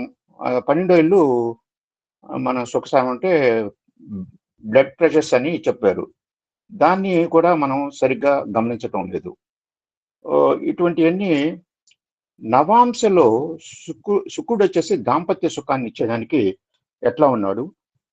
అదేవిధంగా గురువు అనేది అంటే శుక్రుడి యొక్క బలం నవాంశలో ఎంత బాగుందో ఆ వివాహము అంత బాగా రాణిస్తుంది. ఇదే పరాశరుడి యొక్క రహస్యంగా చెప్పినటువంటి నియమము. రాశి దోషాలు చాలా వరకు పనిచేయవని, రాశిలో కుజ దోషం ఉన్న నవాంశలో శుభగ్రహ రక్షణ ఉంటే వివాహం నిలుస్తుందని అతను వక్కానిచ్చాడు. అత్యంత ప్రమాదకరమైన నవాంశ యోగాలు ఏమంటే 7వ అధిపతికి రాహుకేతువుతో సంబంధం బలహీనం కానీ, నవాంశ లగ్నాధిపతి అష్టమంలో ఉండటం కానీ, శుక్రుడు అష్టమంలో పాపగ్రహ సంయోగంతో కలవటం కానీ, గురువు నీచంగా 6-12లో ఉండటం కానీ, ఇవి గుణమేళనం ఎంత ఉన్న వివాహం అస్థిరమని తెలుపుతుంది. బలమైన వివాహ స్థిరత్వ యోగాలు ఏమంటే నవాంశ లగ్నము, కేంద్ర త్రికోణాలలో శుభగ్రహాలు, 7వ అధిపతి, లగ్నాధిపతి, పరస్పర సంబంధం, శుక్రుడు గురువు, పరస్పర దృష్టి, నవాంశంలో వర్గోత్తమ గ్రహాలు, ఇవి దీర్ఘకాలికాన్ని, సుఖమైన దాంపత్యాన్ని ఇస్తున్నాయి. సారాంశం ఏమిటంటే వివాహం స్థిరత్వం కావాలంటే నవాంశ బలం ఉండాలి. గుణాలు సరిపోతే పెళ్లి జరుగుతుంది, నవాంశ బలంగా ఉంటే పెళ్లి నిలుస్తుంది. అదేవిధంగా ఉపపాద లగ్నం యొక్క 2వ కూడా మనం దృష్టిలో పెట్టుకోవాలి. ఆ దీర్ఘకాలిక కోసం, లాంగివిటీ ఆఫ్ మ్యారేజ్, దీన్ని ఖచ్చితంగా ప్రతి ఒక్కరు పాటించాలని నేను కోరుకుంటున్నాను సార్. Thank you sir. ధన్యవాదాలు రవీంద్రుడు గారు. అంటే మనం ఈ బాగా ప్రముఖంగా జనబాహుళ్యంలోకి చొచ్చుకుపోయిన గుణమేళన చక్రాన్ని కొంచెం పక్కకు పెట్టాలి అనేది మాత్రం మనం నిర్ణయించుకోవాలి. ఊరికే పొంతననగానే గుణమేళనానికి వెళ్ళొద్దు అని మనం సమాజానికి అందరం కలిసి గొంతెత్తి చెప్పవలసిన సమయం వచ్చింది అని అనుకుంటున్నాం. దానికి సంబంధంగానే మనం ముందుకు వెళ్తున్నాం. సురేష్ కుమార్ గారు.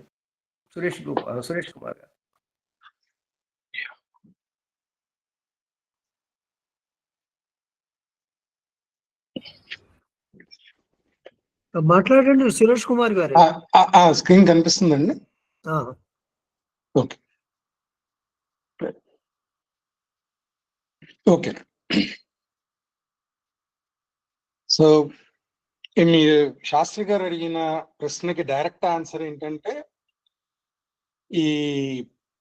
ఈ గుణ ఏదైతే మనం మ్యారేజ్ మేకింగ్ కి వాడుతున్నటువంటి కూడా ఏ టెక్నిక్ అయినా సరే అది ఓన్లీ పూర్వ పరీక్ష మాత్రమే, నిర్ణయం చేసేది కాదు.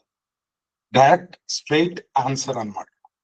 ఎందుకంటే ఇది చంద్రుడిని ఆధారం చేసుకొని చెప్తాం. ఇది ఒక ప్రాథమిక ఫిల్టర్. యాక్చువల్ గా వివాహం యొక్క లాంగ్ రన్నింగ్ అదంతా చెప్పడానికి యూజ్ చేయాల్సిన టెక్నిక్ హారోస్కోప్. సో జాతకమా ఇదా అంటే ఇది ఓన్లీ ఎంట్రీ. జాతకం లాంగ్ టర్మ్ ఖచ్చితంగా చూడాల్సింది. సరే, ఇంకా ఇదే పాయింట్ మీద ఇంకో 2-3. ఈ మూన్ చంద్రుడి యొక్క ఇది మనకు సరిపోదు. ఎందుకు అంటే మనం ఈ టెక్నిక్స్ అష్టకూట ఇది ఏదైతే చూస్తున్నామో అది నక్షత్రం, తర్వాత చంద్రుడి యొక్క రాశి, చంద్రుడి యొక్క నక్షత్రం నుంచి ఉన్న డిస్టెన్స్, ఇవన్నీ రిలేటివ్ టు చంద్రుడు చెప్తున్నాం మనం. ఇది ఏం చెప్తుంది అంటే ఇమోషనల్ బేస్ లైన్ ఒకటే మనకి ఇస్తుంది. కానీ కుజదోషం చెప్పలేదు, శుక్రుడు దోషాలు చెప్పలేదు, ఐశ్వర్యం, వీళ్ళిద్దరి జీవితాల్లో ఐశ్వర్యం గురించి మాట్లాడదు. సో ఇటువంటి తెలియదు కాబట్టి ఇవన్నీ కావాలంటే మనం ఖచ్చితంగా హారోస్కోప్ చూడాల్సింది. సో అందుకనే మనం అసలు అష్టకూటం యొక్క లాజిక్ అర్థం చేసుకోవాలి. అది ఏం చెప్తుందో అది చూడాలి. ఇప్పుడు ఫర్ ఎగ్జాంపుల్ మనం 2 పాయింట్స్ తీసుకుందాం. ఇప్పుడు హారోస్కోప్ లో ఓన్లీ నవాంశ అనేది తీసుకుంటే అసలు నవాంశలో ఏం చెప్తుంది, నవాంశ లాజిక్ ఏంటి, అష్టకూట లాజిక్ ఏంటి అని ఆలోచిస్తే ఇదేం చెప్తుంది, వీళ్ళు ఇద్దరు కలిసి జీవించగలరా ఎమోషనల్ గా అనేది మాత్రం అష్టకూట చెప్తుంది. యాక్చువల్లీ వీళ్ళ మ్యారేజ్ ఎట్లాగా సాగుతుంది అని చెప్పేది నవాంశ చెప్తుంది. అంటే ఓన్లీ నవాంశను ఇది 2 కంపేర్ చేస్తుంది.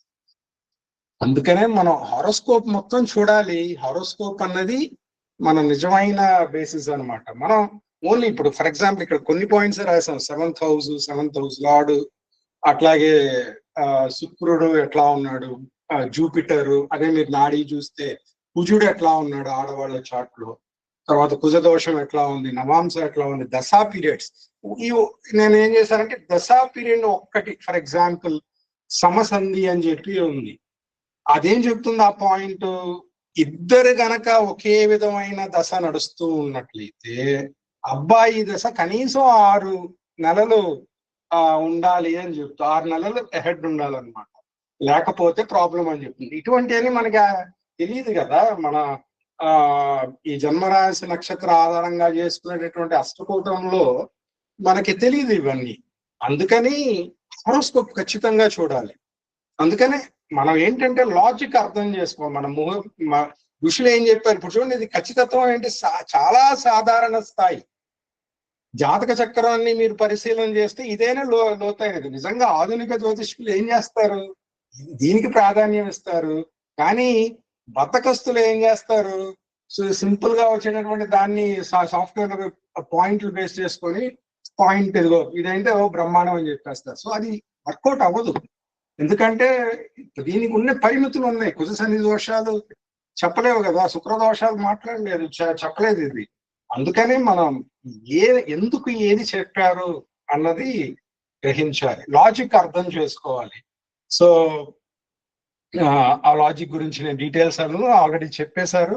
సో ప్రతి దానికి ఏంటి ఆ లాజిక్, ఈగో, భావోద్వేగం, ఇది యోని ఏం చెప్తుంది. సో ఇవన్నీ ఒకవేళ గనక వీటిల్లో గనక ఏదన్నా ప్రాబ్లం ఉంటే దానికి తగ్గట్టు కౌన్సిలింగ్ ఇవ్వాలి.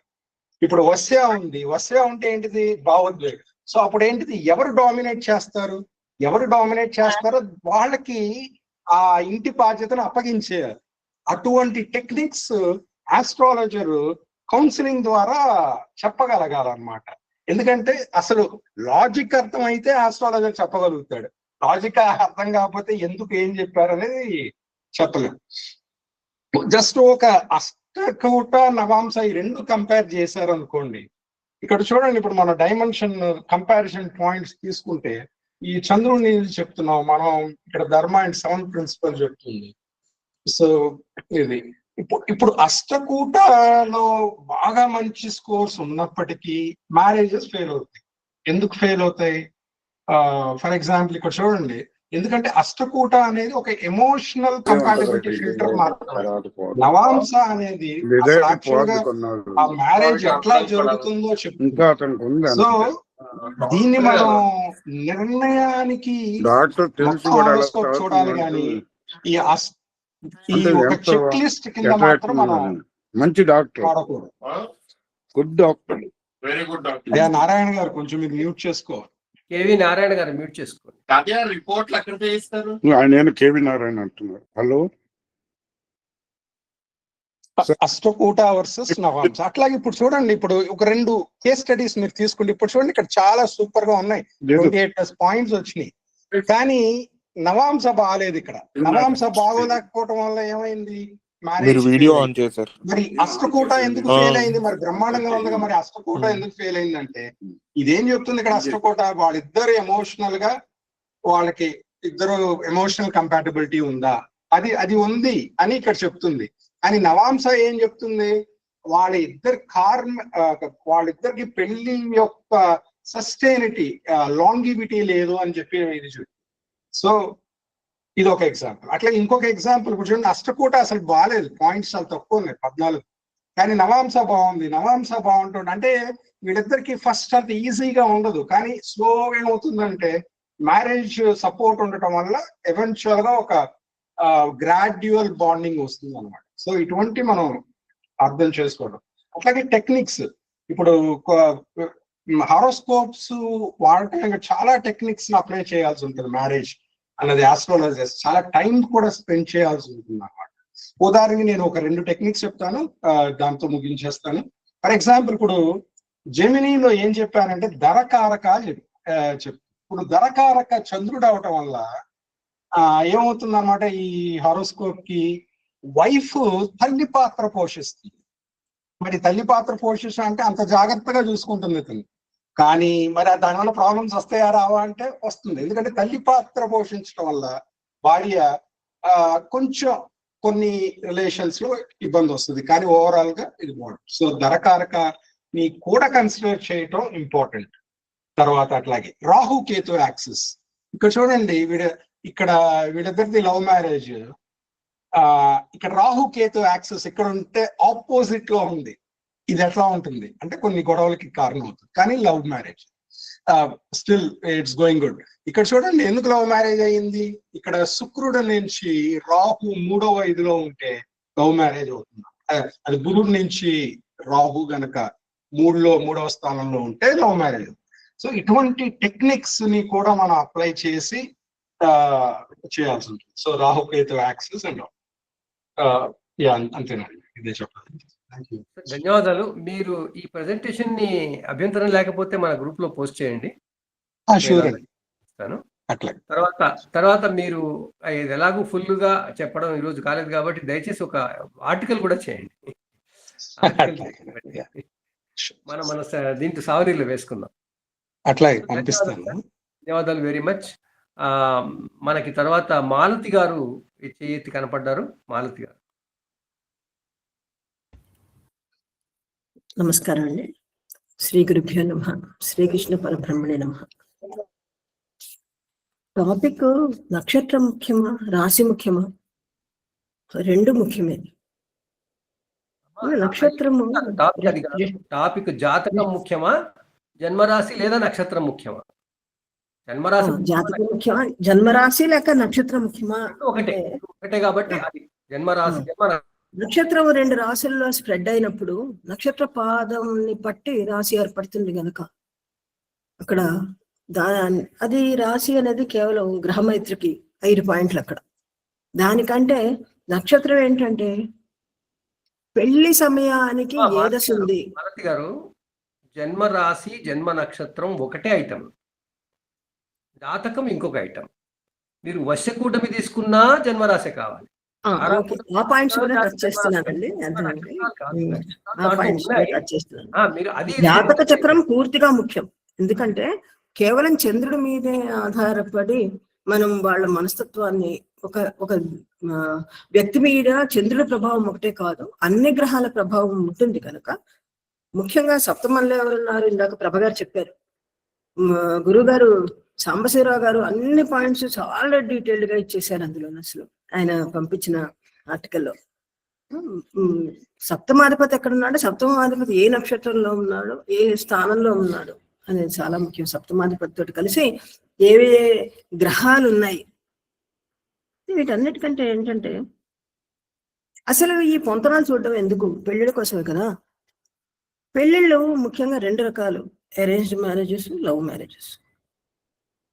ఈ పాత రోజుల్లో ఓన్లీ అరేంజ్డ్ మ్యారేజెస్, చాలా వరకు 99.99% ఓన్లీ అరేంజ్డ్ మ్యారేజెస్. వాళ్ళలో చాలా మందికి ఏ రకమైన పొంతనాలు చూడకుండా వాళ్ళ ఇంట్లో అమ్మాయి ఉంది, ఇక్కడ అబ్బాయి ఉన్నాడు అని చెప్పి చేసేసేవారు. దాదాపు ఒక 50-100 ఏళ్ల క్రితం. ఏ రకమైన ఇబ్బందులు లేవు, జీవితాంతం అలాగా గడుపుకొచ్చారు. ఇందాక కారణాలన్నీ రవీంద్ర గారు చెప్పారు, రవీంద్రనాథ్ గారు. ఫస్ట్ భర్త అంటే గౌరవం. ఎర్లీ మ్యారేజ్ అవ్వడం వల్ల వేరే రకాలైన ఆకర్షణలు ఏవి లేకపోవడం, ఫైనాన్షియల్ స్టెబిలిటీ ఆడవాళ్ళకి లేక భర్త మీదే ఆధారపడవలసిన పరిస్థితి వల్ల వదిలేసి వెళ్ళిపోతే నన్ను ఎవరు చూసుకుంటారు అనే భావన. ఈ రోజుల్లో జస్ట్ దానికి ఆపోజిట్. అంటే ఇప్పుడు మనం పొంతనాలు ఎందుకు చూస్తున్నాం అంటే పెళ్ళిళ్ళు సక్రమంగా జరిగిన పెళ్లి ఫెయిల్ అయిపోకుండా ఉండడానికి కదా పొంతనాలు చూసేది. వీళ్ళిద్దరికి సరిగ్గా సరిపోతుందా లేదా, కలిసి బతుకుతారా లేకపోతే విడిపోతారా అనే కదా మనం పొంతనాలు చూసేది. లేకపోతే పొంతనాల దగ్గరికి వెళ్ళవలసిన అవసరం ఏంటి మనకి? అయితే ఇప్పుడు ఏమవుతుందంటే ఫస్ట్ లేట్ మ్యారేజెస్ అయిపోతుంది. ఇగో నేను గొప్ప, నువ్వు గొప్ప, నేను ఎక్కువ సంపాదిస్తున్నాను, నువ్వు ఎక్కువ సంపాదిస్తున్నావు, నీ వాళ్ళకి నేను చాకరీ చేయలేను, అందరినీ తీసుకొచ్చి ఇంట్లో పెడితే నా వల్ల కాదు, నేను నీలాగే ఉద్యోగం చేస్తున్నాను. ఇటువంటి రకాల భావాలతోటి చాలా తేడాలు వస్తున్నాయి. లవ్ మ్యారేజెస్ కూడా ఎన్నో ఫెయిల్ అయిపోతుంది. అన్ని ఇందాక రవీంద్రుడు గారు చెప్పినట్టు 36 పాయింట్లు కలిసి పెళ్లిళ్ళు చేసినా సరే ఫెయిల్ అయిపోతున్నాయి. ఎందుకు? వాళ్ళిద్దరికి మనస్తత్వం కలవట్లేదు. ఎందుకు కలవట్లేదు అంటే సామాజిక పరిస్థితుల వల్ల కలవట్లేదు. ముఖ్యంగా ఈ పొంతనాలన్నీ పక్కన పెట్టేద్దాం. ఇప్పుడు సామాజిక పరిస్థితులు పూర్తిగా మారిపోయాయి. ఈ పొంతనాలన్నీ మనం ఏం చేసుకోవడానికి లేదు. వర్ణం, వశ్యం, వర్ణాలు ఎవరు చూడాలి, గ్లోబల్ మ్యారేజెస్ అయిపోయాయి. వీటి వల్ల వచ్చే ప్రయోజనాల కంటే కూడా ఇప్పుడు మనం మార్చుకోవాల్సిన పరిస్థితులు ఎన్నో కనిపిస్తున్నాయి. ఫస్ట్ పెళ్ళి అవ్వాలి, ఒక వధువు ఒక వరుడు కలిసి ఉండాలి, వాళ్ళకి సంతానం కలగాలి. కొన్నిసార్లు సహోదరికులను కూడా చేసేసుకుంటున్నారు. ఏంటంటే సంబంధాలు కుదరటం లేదండి, అవతల వాళ్ళు నచ్చారు, ఎవరితోటన్నా కనిదారి పోయిచ్చేద్దాం పర్వాలేదు అంటే తల్లిదండ్రులు వాళ్ళ కూతుర్ని కన్యని ఎవరికన్నా అప్పచెప్పి వాళ్ళ గోత్రంతో పెళ్లి చేసి కన్యాదానం చేయించి పెళ్లి చేసేస్తున్నారు. వాళ్ళ పిల్లలు కూడా బాగానే ఉన్నారు. చూశాను నేను, ఎన్నో అనుభవపూర్వకంగా చెప్తున్న మాటలు ఇవి. వాళ్ళకి ఏ రకమైన ఇబ్బందులు. ఎందుకంటే పాత రోజుల్లో జనాభా తక్కువ, డిఎన్ఏలో మార్పులు రావడం అనేది కొంచెం తక్కువ. ఇప్పుడు జనాభా విపరీతంగా పెరిగిపోయింది. దానివల్ల డిఎన్ఏలో ఎన్నో మార్పులు వచ్చేసి సగోత్రికులను చేసుకున్నా కూడా ఇబ్బందులు రావడం అనేది చాలా తక్కువగా కనిపిస్తుంది. జెనెటిక్ ప్రాబ్లమ్స్ వస్తాయి డిఎన్ఏలో, వీటి వల్ల ఇబ్బందులు. ఆ ఇబ్బందులు కూడా చాలా తక్కువగా కనిపిస్తున్నాయి. అయితే ప్రతి తల్లి తండ్రి కూడా ఏమనుకుంటున్నారు, పాత రోజుల్లో యాంత్రికంగా ఒక 10-15 మంది పిల్లల్ని కనేయడం, ఫెర్టిలిటీ పీరియడ్ మొత్తం పిల్లల్ని కనడమే. పిల్లల్ని మళ్ళీ సరిగ్గా చూసుకునే పరిస్థితి కూడా వాళ్ళకి లేదు. వీళ్ళ పేరెంట్ అని అందరి పిల్లల్ని గుర్తుపెట్టుకునే పరిస్థితి కూడా లేని వాళ్ళు ఎంతో మంది ఉన్నారు. అంటే ఆఖరి వాళ్ళు చెప్తూ ఉంటారు, మా పెద్దక్క గారు పెద్దన్న గారు వాళ్ళని ఆల్మోస్ట్ చాలా ఎక్కువ ఏజ్ వాళ్ళు అనమాట. పెద్దక్క గారి దగ్గర స్తన్యం తీసుకున్న వాళ్ళు కూడా ఎంతోమంది ఉన్నారు. అంటే అంత ఇదిగా అంత స్పాన్ పీరియడ్ పిల్లలే ఉన్నప్పుడు వాళ్ళకి ఏం తెలియటం లేదు అసలు. ఆ ఇదిలో కూడా వాళ్ళు కుటుంబ బాధ్యతలన్నీ బాగా నిర్వహించేవాళ్ళు, అన్ని చేసేవాళ్ళు. కుటుంబాలన్నీ ఎక్కడికి వెళ్ళినా కూడా అందరూ కలిసి ఉండేవాళ్ళు. చిన్న పిల్లల్ని వేరే కుటుంబంలోకి పంపించినప్పుడు అందరితోటి కలిసిపోయి వాళ్ళందరినీ గౌరవించే పరిస్థితి అప్పట్లో ఉండేది. ఇప్పుడు లేదు. ఎందుకంటే అందరికీ 2-3 పిల్లలు. ఫస్ట్ గారం, పిల్లలకి అవతల వాళ్ళని గౌరవించడం అనేది నేర్పకపోవడం. ఇంటికి ఎవరు వచ్చినా కూడా ఇది నాది, నేను నాది అనే భావన. సోఫాలో కూర్చుంటే ఆ సోఫా మళ్ళీ పనికిరాదు, అది కడుక్కోవాలి, లేదా అది ఉతుక్కోవాలి. ఇంకేదన్నా చేస్తే అది పనికిరాదు. అంటే ఇటువంటి అసలు త్యాగము, ఇది మనం కలిసి ఉండాలి అనే భావం పూర్తిగా పోయింది. దానివల్ల అసలు అవతల వాళ్ళతోటి కలిసి ఉండడం అనేది పోయింది. కలిసి ఉండకపోవడం వల్ల, గౌరవం పోవడం వల్ల, కుటుంబంలో వ్యక్తులతోటి అడ్జస్ట్ అవ్వకపోవడం వల్ల చాలా రకాల డైవర్స్లు వస్తున్నాయి. అంతకంటే దరిద్రం ఏంటంటే ఈ మొబైల్ ఫోన్స్. వాటిల్లో చూసే చెత్త అంతా, ఎన్నో కేసులు నా దగ్గరకు వచ్చాయి. ఆ చెత్త చూసి అలాగే కావాలి, అవన్నీ చెత్త, నిత్య జీవితంలో అలా జరగదు అని వాళ్ళకి అర్థం కాదు. అలా ఉంటేనే ఉంటాను, లేకపోతే డైవర్స్ ఇచ్చేయి, కాగితాలు రాసి ఇచ్చేస్తారు. అంటే అంత తేలిగ్గా ఉంది వాళ్ళకి. గొప్ప వాళ్ళు కూడా పిల్లలకి వాళ్ళ మొబైల్స్ ఇవ్వటం. వెస్టర్న్ కంట్రీస్ లో ఎక్కడ కూడా, అమెరికా లాంటి దేశాల్లో మొబైల్స్ ఇవ్వరు. స్కూల్కి వెళ్ళే పిల్లలకి మొబైల్ ఉన్నా సరే స్కూల్లో వాళ్ళ లాకర్ ఉంటుంది, ఆ లాకర్ లో పెట్టాల్సిందే. ఇంటి నుంచి ఏమైనా అర్జెంట్ గా ఫోన్ వస్తే అది అడ్మినిస్ట్రేషన్కి వెళ్తుంది, అక్కడి నుంచి వాళ్ళు ఇన్ఫర్మేషన్ పాస్ చేస్తారు అంతే. ఈ మొబైల్స్ స్కూల్లో వచ్చినప్పటి నుంచి దరిద్రం ఎక్కువైపోయింది. ఫస్ట్ అవి, అంటే నేను మేల పక్క నుంచి ఎక్కడికో వెళ్ళిపోతున్నాను అనుకో, ఇవి సమాజంలో మనం తీసుకురావాల్సిన మార్పులు తీసుకురాగలిగితే పెళ్లిళ్ళన్నీ సక్రమంగా ఉంటాయి, ఏ రకమైన ఇబ్బందులు ఉండదు. ఈ ఈ చెత్తను తీసేసి ఏది అంటే అసలు వాళ్ళు స్కూల్లో ఈ మొబైల్స్ ఎందుకు ఇస్తున్నారంటే ఈ ఆన్లైన్ ఎడ్యుకేషన్, ఆన్లైన్ మెటీరియల్ అంతా కలెక్ట్ చేసుకోవాలి, డౌన్లోడ్ చేసుకోవడానికి వాళ్ళు రకరకాల పద్ధతులు కాకుండా పిల్లలు చెడిపోతున్నారు. ఆ పాయింట్ మనం గవర్నమెంట్ దాకా తీసుకెళ్ళగలిగితే అందరం కలిసి ఇవి ఫస్ట్ మానిపించాలి. పిల్లల్లో క్రమశిక్షణ రావాలి, ఒక పద్ధతి ప్రకారం వాళ్ళు బతకాలి, వాళ్ళు అర్థం చేసుకోవాలి, వాళ్ళ జీవితపు విలువల్ని వాళ్ళు నేర్చుకోవాలి. అంటే ఫస్ట్ మొబైల్స్ ని పక్కన పెట్టేయాలి. అవి అనవసరం జీవితంలో. అవి లేకుండా కూడా ఎన్నో పనులు సవ్యంగా చేసుకోవచ్చు అని మనకు అర్థం కావాలి. ఆ తర్వాత ఈ లివింగ్ రిలేషన్స్ ఇవన్నీ చూస్తుంటే కొన్నేళ్ల తర్వాత అసలు పెళ్లిళ్ళు అనేవే, అసలు ఈ ఈవెంట్, పెళ్లి అనే ఈవెంటే ఉంటుందా అని భయం వేస్తుంది. అంత అటువంటి పరిస్థితి వచ్చేసింది. మనం మేళాపకం ఎవరికి చూస్తున్నాం. ఇంకా ముఖ్యంగా ఇందాక ఇంకెవరు కూడా ఒక మాట చెప్పారు, రాహు సురేష్ గారు అనుకుంటా. రాహువు కేతువు, నేను చాలా జాతకాలు చూశాను. రాహుకేతు నక్షత్రాల వధూవరులకు పెళ్ళైనప్పుడు ఎన్ని గొడవలు పడ్డా సరే వాళ్ళు విడిపోరు. ఎన్నో చూశాను నేను. ఎందుకు విడిపోవటం లేదో చాలా బాధపడతారు, ఏదో చేసేయాలనుకుంటారు, కానీ డైవర్స్ కి మాత్రం వెళ్ళరు. బహుశా రాహుకేతువు తలా తోక అవడం వల్లేమో, నాకు ఇంకా సరిగ్గా ఆ పాయింట్ అర్థం కాలేదు. కానీ వాళ్ళు విడిపోవడం అనేది నేను చూడాలి. ఎన్నో కేసులు వేరే నక్షత్రాలన్నీ విడిపోతున్నారు, ఏదో చేస్తున్నారు. వాళ్ళందరినీ విడిపోయే వాళ్ళని తల్లిదండ్రులు కూడా సపోర్ట్ చేస్తున్నారు. పర్వాలేదు, నువ్వు వచ్చి మేము అందరం ఉన్నాం కదా చూసుకోండి. కానీ వీళ్ళు మాత్రం విడిపోరు. రాహుకేతు నక్షత్రాల పెళ్ళైన వాళ్ళకి ఏ రకమైన గొడవ పడతారు, చాలా విపరీతంగా గొడవ పడతారు, కొట్టుకుంటారు, అన్ని చేస్తారు, కానీ విడిపోవటం లేదు. ఇంకా వీళ్ళకి మనం ఏమైనా కౌన్సిలింగ్ చెయ్యాలి, ఏమన్నా చేయాలంటే మా అబ్బాయికి పెళ్లి చేయాలి, మా అమ్మాయికి పెళ్లి చేయాలి, ఏమన్నా ఏం చేయాలి, ఇలా ఉంటుంది, ఎలాంటి వాళ్ళు వస్తారు అన్నప్పటి నుంచి ఫస్ట్ వాళ్ళకి యోగాభ్యాసం శిక్షణ ఇవ్వమని నేను చెప్పాలి తల్లిదండ్రులకి. యోగాభ్యాసం చేయడం వల్ల, ప్రాణాయామం చేయడం వల్ల ఒక ఓర్పు, నేర్పు, క్రమశిక్షణ అనేది వస్తుంది. అది రావడం వల్ల వాళ్ళకి అందరితోటి అడ్జస్ట్ అవడం అనేది అలవాటు అవుతుంది. కమ్యూనిటీ ప్రోగ్రామ్స్ స్కూల్స్ లో కానీ కాలేజెస్ లో కానీ విపరీతంగా పెంచాలి. వాళ్ళు అందరూ కలిసి తిరగడం, కలిసి భోజనం చేయడం, కలిసి అందరితోటి పంచుకోవడం, దీనివల్ల అడ్జస్ట్మెంట్ అనేది వస్తుంది. ఆ అడ్జస్ట్మెంట్ వచ్చినప్పుడు ఇతర కుటుంబాన్ని గౌరవించడం అనేది వస్తుంది. ఆ వచ్చినప్పుడు పెళ్లిళ్ళల్లో ఇంత డిఫరెన్సెస్ రావు.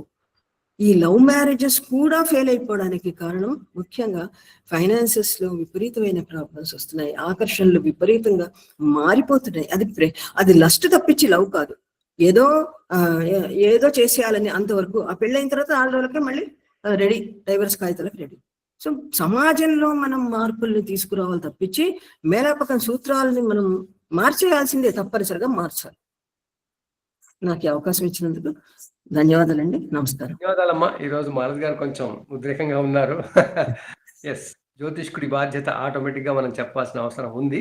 బాగా చెప్పారమ్మా, చాలా చాలా ధన్యవాదాలు. ఇప్పుడు నాగకుమారి గారు మన లైన్లో ఉన్నారు. సరస్వతి స్వరూపమైన ఈ సభకి ముందుగా నా నమస్కారాలు. సో ఈరోజు మేలాపకం గురించి మాట్లాడాలి అంటే మనమంతా ముఖ్యంగా మేలాపకం అనగానే అష్టగణ కూటమికి వెళ్ళిపోతాం. సో అది మనం కూడా వెళ్ళక్కర్లేదు. ఇప్పుడు ఎవరికి వాళ్ళు కూడా చూసుకోగలుగుతారు. ఎందుకు అంటే టెక్నాలజీ, సాఫ్ట్వేర్ చాలా డెవలప్ అయిపోయింది. ఇలా వేసుకుంటే ఇన్ని మార్కులు వస్తాయంట కదా, 18 మార్కులు రాలేదు మేడం, 17 వచ్చాయి, ఈ మ్యాచ్ వద్దు అనుకుంటున్నాము అని చెప్తారు వాళ్ళే వచ్చి మనకి. కానీ నిజానికి అది కాదు మనం చూడాల్సింది. ఒక జ్యోతిష్కుడిగా మనం చూడాల్సిన బాధ్యత ఇంకా వేరే విషయాల్లో ఉంది. ఇవి ఇంత సులువుగా చూసుకునేటట్లయితే మనం చూడక్కర్లేదు, వాళ్ళే సులువుగా చూసేసుకోగలుగుతారు. సో మనం చేయాల్సిన పని ఏంటి అంటే ముఖ్యంగా జ్యోతిష్కుల పని, బిగినర్స్ దృష్టిలో ఉంచుకోవాల్సిన విషయాలు. వధూవరులు ఇద్దరి జాతకాలని కూడా మనం వేరువేరుగా క్షుణ్ణంగా పరిశీలించాలి. ఫస్ట్ ఎవరి జాతకాన్ని వాళ్ళని తీసుకుని కరెక్ట్ గా చూసుకోవాలి. జన్మ సమయంలో కూడా వాళ్ళు ఖచ్చితత్వం ఇచ్చారా లేదా అనేది చూసుకోవాలి. ఆయుర్దాయాన్ని గణన చేయాలి. ఇదే విధంగా ఇద్దరి జాతకాల్లో కూడా సప్తమ అష్టమ భావాల బలాబలాల్ని చూసుకోవాలి. సప్తమ భావం ఎందుకంటే కళత్రాన్ని తెలియజేస్తుంది కాబట్టి. ఇంకొకటి అస్సలు మర్చిపోకూడని విషయము, పుత్ర భావాన్ని తప్పనిసరిగా పరిశీలించాలి.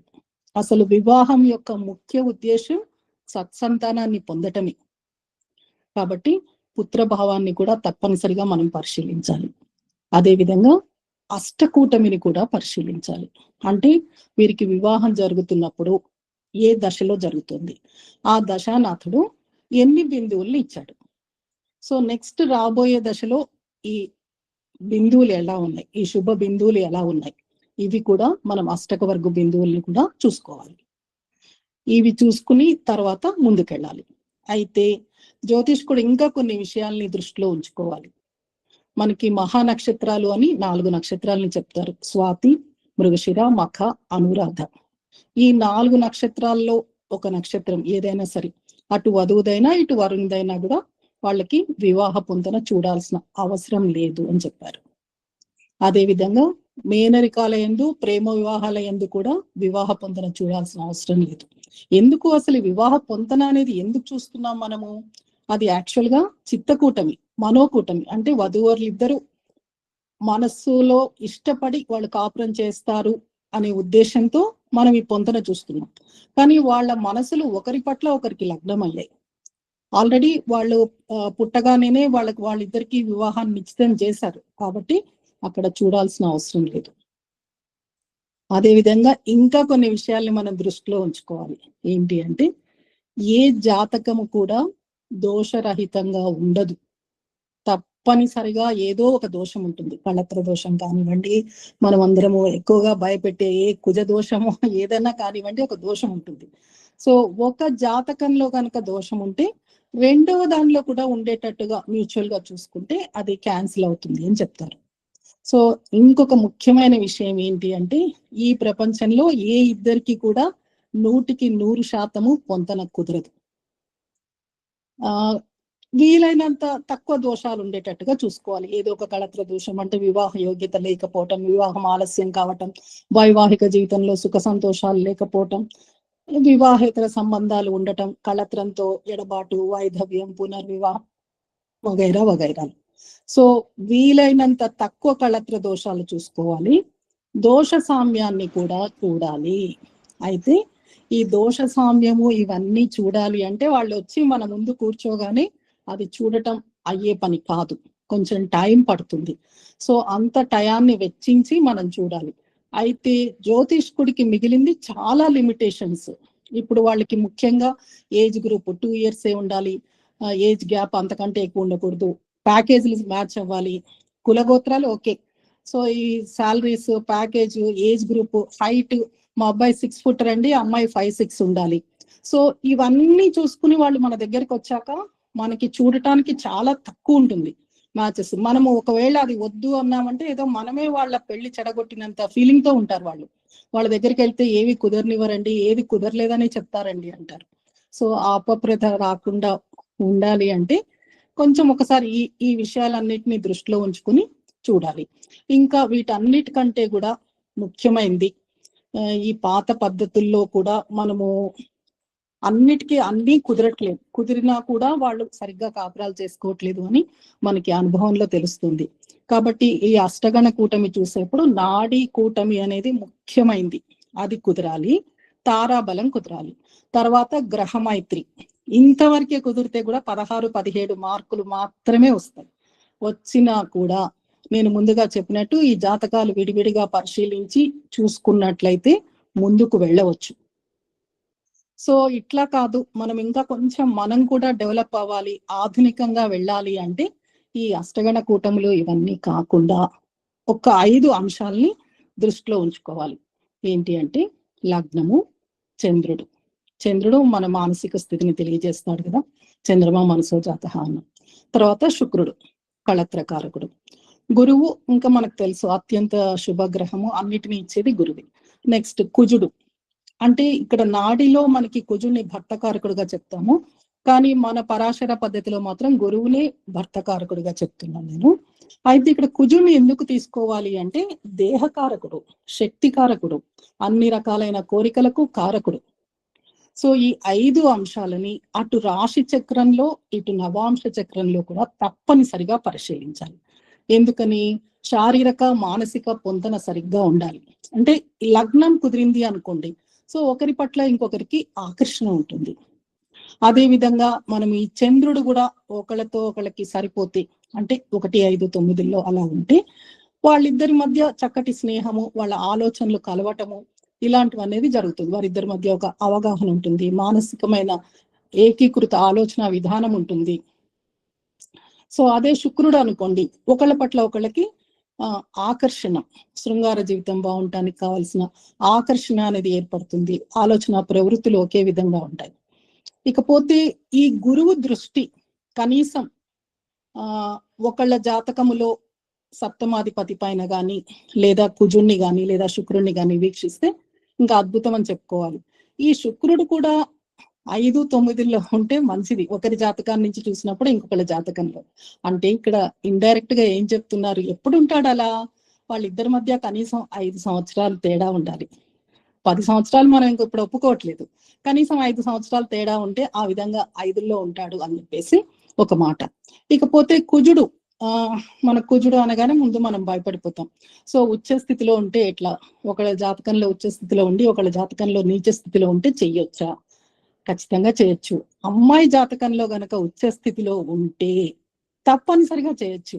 ఎందుకని అంటే ఆ అమ్మాయి శక్తియుక్తులు ఒకసారి పెళ్ళైన తర్వాత ఈ పిల్లలు, సంసారం వీటిలో వినియోగించబడతాయి. అదే అబ్బాయి జాతకంలో గనక కుజుడు ఉచ్చ స్థితిలో ఉండి అమ్మాయి జాతకంలో నీచ స్థితిలో ఉంటే కొంచెం అక్కడ ఇబ్బంది. అబ్బాయిలో కోరికలు, ఉద్వేగము కొంచెం అధికంగా ఉండి అతను ఆశించేది ఎక్కువగా ఉన్నప్పుడు, అమ్మాయి ఆ స్థాయిలో లేనప్పుడు ఒక అసంతృప్తి అనేది మొదలవచ్చు. సో ఇవన్నీ కాకుండా కూడా ఇంకా సింపుల్ టెక్నిక్స్ 2 ఉన్నాయి, 2, 3.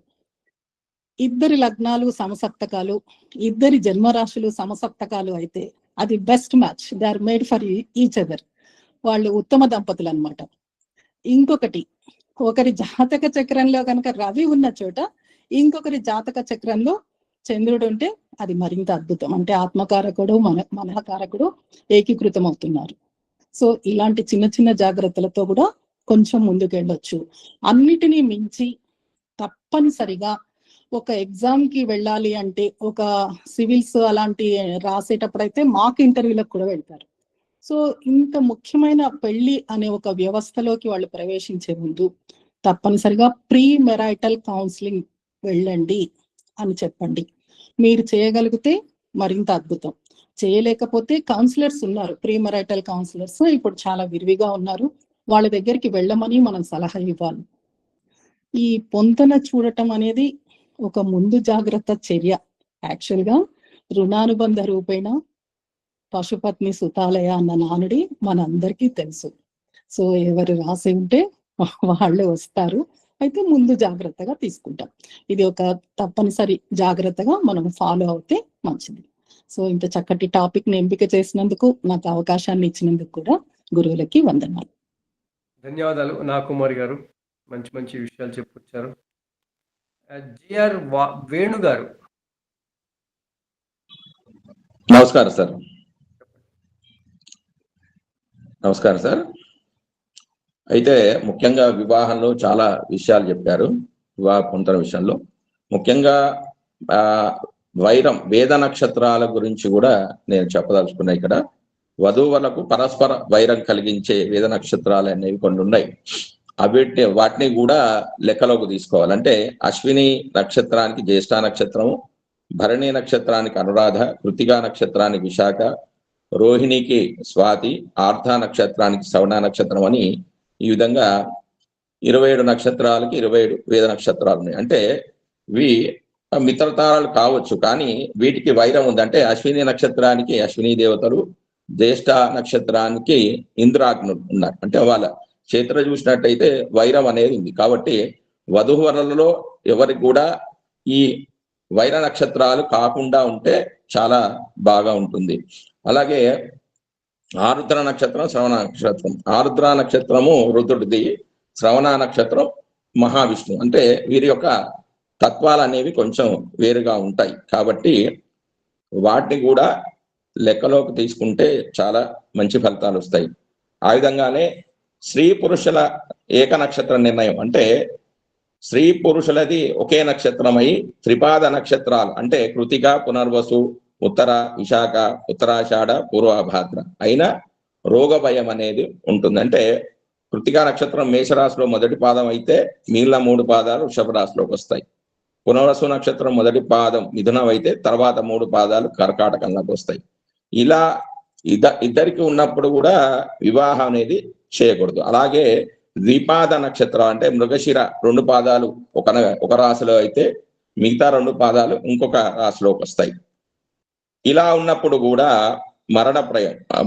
మరణ భయం అనేది ఉంటుంది. అలాగే మిగతావి 4 పాదాలు అంటే రోహిణి, ఆరుద్ర, పుష్యమి, మఘ, విశాఖ, శ్రవణం, ఉత్తరాభాద్ర, రేవతి ఇవైతే వివాహానికి చాలా శుభఫలమని చెప్పబడింది. ఇంకా ఈ మ్యాచ్ మేకింగ్ విషయానికి వస్తే భృగునంది నాడులో చెప్పిన సింపుల్ సూత్రాలు ఏంటంటే, ఫస్ట్ ఫిమేల్ అంటే స్త్రీ జాతకంలో కుజుడు ఎక్కడున్నాడో చూడండి. కుజుడి నుంచి ఫర్ ఎగ్జాంపుల్ కుజుడు కర్కాటకంలో ఉన్నాడు అనుకోండి. కర్కాటకంలో నుంచి చూస్తే కోణాలు ఏమవుతుంది? కర్కాటకము, వృశ్చికము, మీనం.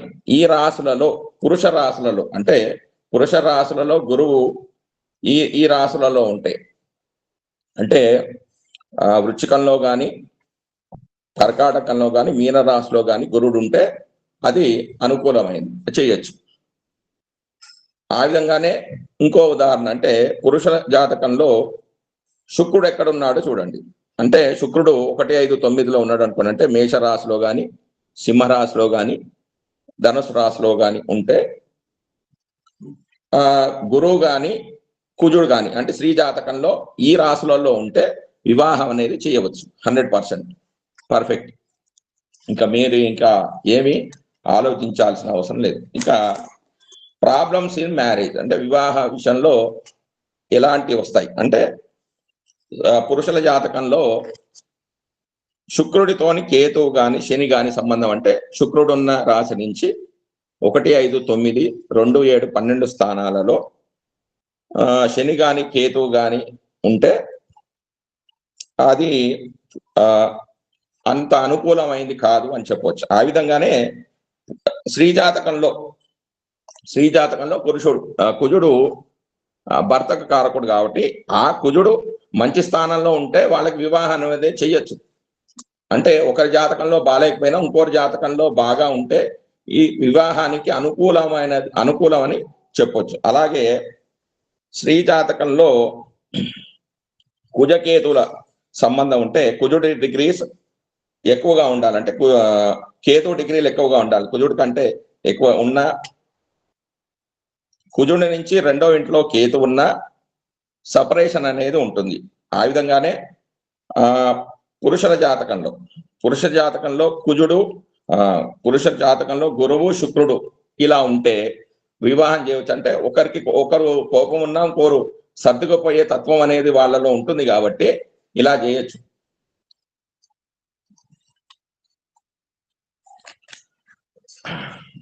ఇంతవరకు నాకు తెలిసిన విషయాలు చెప్పాను. నమస్కారం. వేణు గారు మంచి విషయాలు చెప్పారు. కానీ మీరు నక్షత్రము వేద నక్షత్రము అన్నారంటే మీరు జన్మ నక్షత్రం మీద మాత్రమే ఆధారపడి చెప్తున్నారు అనుకోవాల్సి వస్తుంది. అది కూడా మనం ఆలోచించవలసిన విషయం. మళ్ళీ అఫ్ కోర్స్ మళ్ళీ గ్రహాల గురించి కూడా చెప్పుకుంటూ వచ్చారు. మొత్తానికి ఏమిటి అంటే మనం అందరం గుణమేళన చక్రాన్ని కాస్త పక్కకు పెట్టి జాతకాలు చూసే విధానాన్ని మనం పెంచాలి. గతంలో కూడా ఇంకా లోతుగా చూడండి అని చెప్పేటువంటి సలహాలు ఇవ్వాలి అని అనుకుందాం. ఆనంద అని ఒకటి కనపడుతుంది, వారు చేయెత్తారు, చెప్పండి.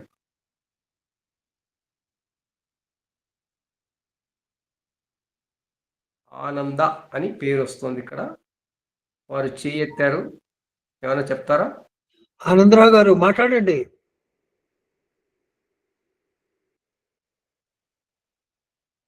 లేనట్టుంది, మ్యూట్ లో ఉన్నారు, మాట్లాడుతున్నారు. గురువు గారికి నమస్కారం అండి. ఈనాటి అంశం చాలా ఇంపార్టెంట్ది, నేటి మానవ సమాజానికి చాలా ముఖ్యమైనదిగా పేర్కొనదగింది. ఇది ఇందులో వధూవరులు ఇరువురు కూడాను ఏ విధంగా కలిసి బ్రతుకుతారు అనేది ఇంపార్టెంట్ పాయింట్ ఇక్కడ తీసుకొచ్చింది. ఆ సంబంధ బాంధవ్యమే, ఆ వివాహ బంధమే భారతీయతకు చాలా పునాదిగా నిలిచిపోయింది పాతకాలం నుంచి కూడాను. అందువల్ల మన వాళ్ళు ఈ వివాహ పొంతనకి మేళాపనము అనేటువంటి దాన్ని జోడించి ఈ ఇరువురి జాతకాలు ఎలా ఉన్నాయో వాళ్ళు సవ్యంగా ఒక బండికి ఏ విధంగా 2 ఎద్దులు ఉంటాయో ఆ 2 ఎద్దులు కూడాను ముందుకి సక్రమంగా బండిని తీసుకువెళతాయా, ఎవరైనా ఒకటి ముందు ఒకటి వెనకాల పోతూ ఉంటే సవ్యంగా జరగదు, ఆ ఫ్యామిలీ ఇబ్బంది పడుతుంది. ఫ్యామిలీ ఇబ్బంది పడడమే కాకుండా తనతో ఉన్నటువంటి వాళ్ళు ఇబ్బంది పడతారు, అటువైపు వాళ్ళు బాధపడతారు, ఇటువైపు వాళ్ళు బాధపడతారు, వాళ్ళ వంశము దెబ్బతింటుంది. అలాగే సామాజిక పరిస్థితులకు వాళ్ళు గురైపోయి అవహేళనకు కూడాను లోనవుతారు. సో ఇటువంటి అనర్థాలకి మనము దారి తీయకుండా వాళ్ళిద్దరి మధ్య ఏది బాగుంటుంది, ఎలా ఉంటే అది వాళ్ళ యొక్క జీవితం సక్రమంగా నడుస్తుంది, హ్యాపీగా గడుస్తుంది. వివాహము అనేటువంటిదే ఒకటి మనం చూడాల్సింది ఆయువు గురించి చూడాలి, ఇద్దరు ఆయు ప్రభావం ఎలా ఉంది అని చెప్పేసి, తర్వాత వాళ్ళ యొక్క వంశాభివృద్ధి ఎలా ఉంటుంది, సంతానం ఎలా ఉంటుంది అని చెప్పేసి మనము చూస్తూ ఉంటాము. ఈ వీటికి మనము ఇచ్చినటువంటి ఇంపార్టెన్స్ మిగతా వాటికి ఇస్తామా లేదా అనేటువంటిది సెకండరీ ఆస్పెక్ట్. సో D1లో మనం ఇవి చూసుకున్నాము అంటే ఇందాక ముందు చెప్పినారు, మనం D1లో ఏమేమి చూసుకోవాలా, వాటి యొక్క గణ పొంతన ఇవన్నీ కూడా చెప్పారు. ఇందులో ఒక రకంగా కొన్ని నక్షత్రాల గురించి కూడా ఇందులో వచ్చింది కాబట్టి ఇది చెప్పడం బాగుంటుంది అని అనుకుంటున్నాను. కొన్ని నక్షత్రాలు దోషాలు అని చెప్పేసి అంటూ ఉంటారు. అందుట్లో ఈ ఆశ్లేష నక్షత్రం ఒకటి, తర్వాత విశాఖ నక్షత్రం ఒకటి, తర్వాత మూల నక్షత్రం ఒకటి, జ్యేష్ఠ నక్షత్రము. ఈ నక్షత్రాల వాళ్ళు అసలుకి కోడళ్ళుగా పనికిరారు అనేటువంటిది డిసైడ్ చేసేస్తారన్నమాట చెప్పగానే. అది చాలా కఠినమైనటువంటి మాటలు వాళ్ళు వాడి మనుషుల్ని నొప్పిస్తూ ఉంటారు. అటువంటి పని జ్యోతిష్యుడుగా ఎప్పుడూ చెప్పకూడదు. అందుట్లో చాలా మినహాయింపులు ఇచ్చారు మన వాళ్ళు. ఆ మినహాయింపులను తెలుసుకోకుండా కేవలము పైన చూసేసి D1 చక్రాన్ని ఇది లాభం లేదు మీ అబ్బాయికి అని చెప్పేసి అన్నదే అంటే ఒక అమ్మాయి నుండి జీవితాన్ని నాశనం చేసినట్టే అవుతుంది. కాబట్టి మూలా నక్షత్రంలో ఎందుకు హానికరం అని చెప్పేసి అంటారు అంటే, మూలా నక్షత్రం అనేటువంటిది మూలన ఉండేవాళ్ళు పెద్దవాళ్ళు పోతూ ఉంటారు అంటారు. దానికి మినహాయింపులు కూడా మన వాళ్ళే చెప్పారు. అయ్యా మొదటి పాదం హానికరమే కానీ 2, 3, 4 పాదాల్లో పుట్టినా కానీ మామగారికి ఏమీ కాదయ్యా అంటారు. అలాగే ముసలకు కూడా ఏమీ కాదు అని చెప్పేసి అంటారు. అట్లాగే ఆశ్లేష నక్షత్రం ఉంది. ఆశ్లేష నక్షత్రము మొదటి పాదం శుభప్రదము అని చెప్పేసి నమ్మేవాళ్ళు ఉన్నారు. అట్లాగే ఈ ఆశ్లేష నక్షత్రం వల్ల కన్యకి ఎంత నష్టం వస్తుంది, అత్తగారు పోతారు అని చెప్పేసినని అనేవాళ్ళు ఉన్నారు.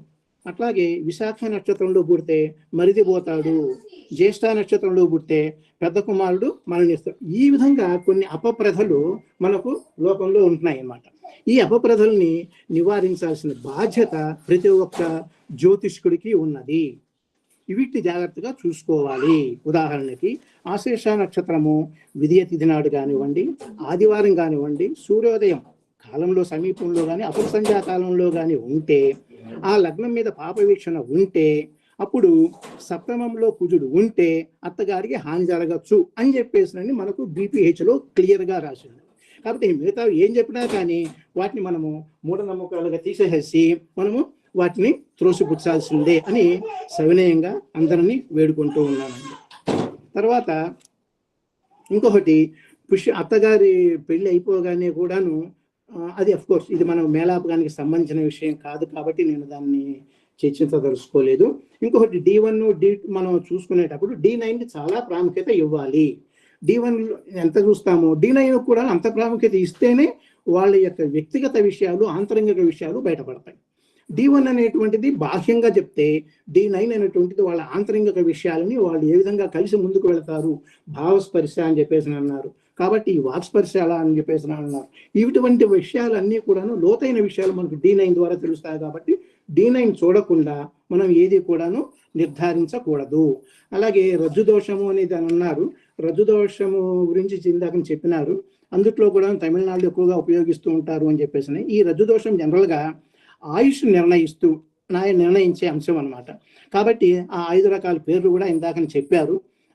ఏకరజ్జు మాత్రం కాకూడదు అని చెప్పేసి అది నిశ్చయంగా తెలుసుకున్నటువంటి మనకు విషయమేనండి. అది కూడా చూస్తూ ఉంటారు.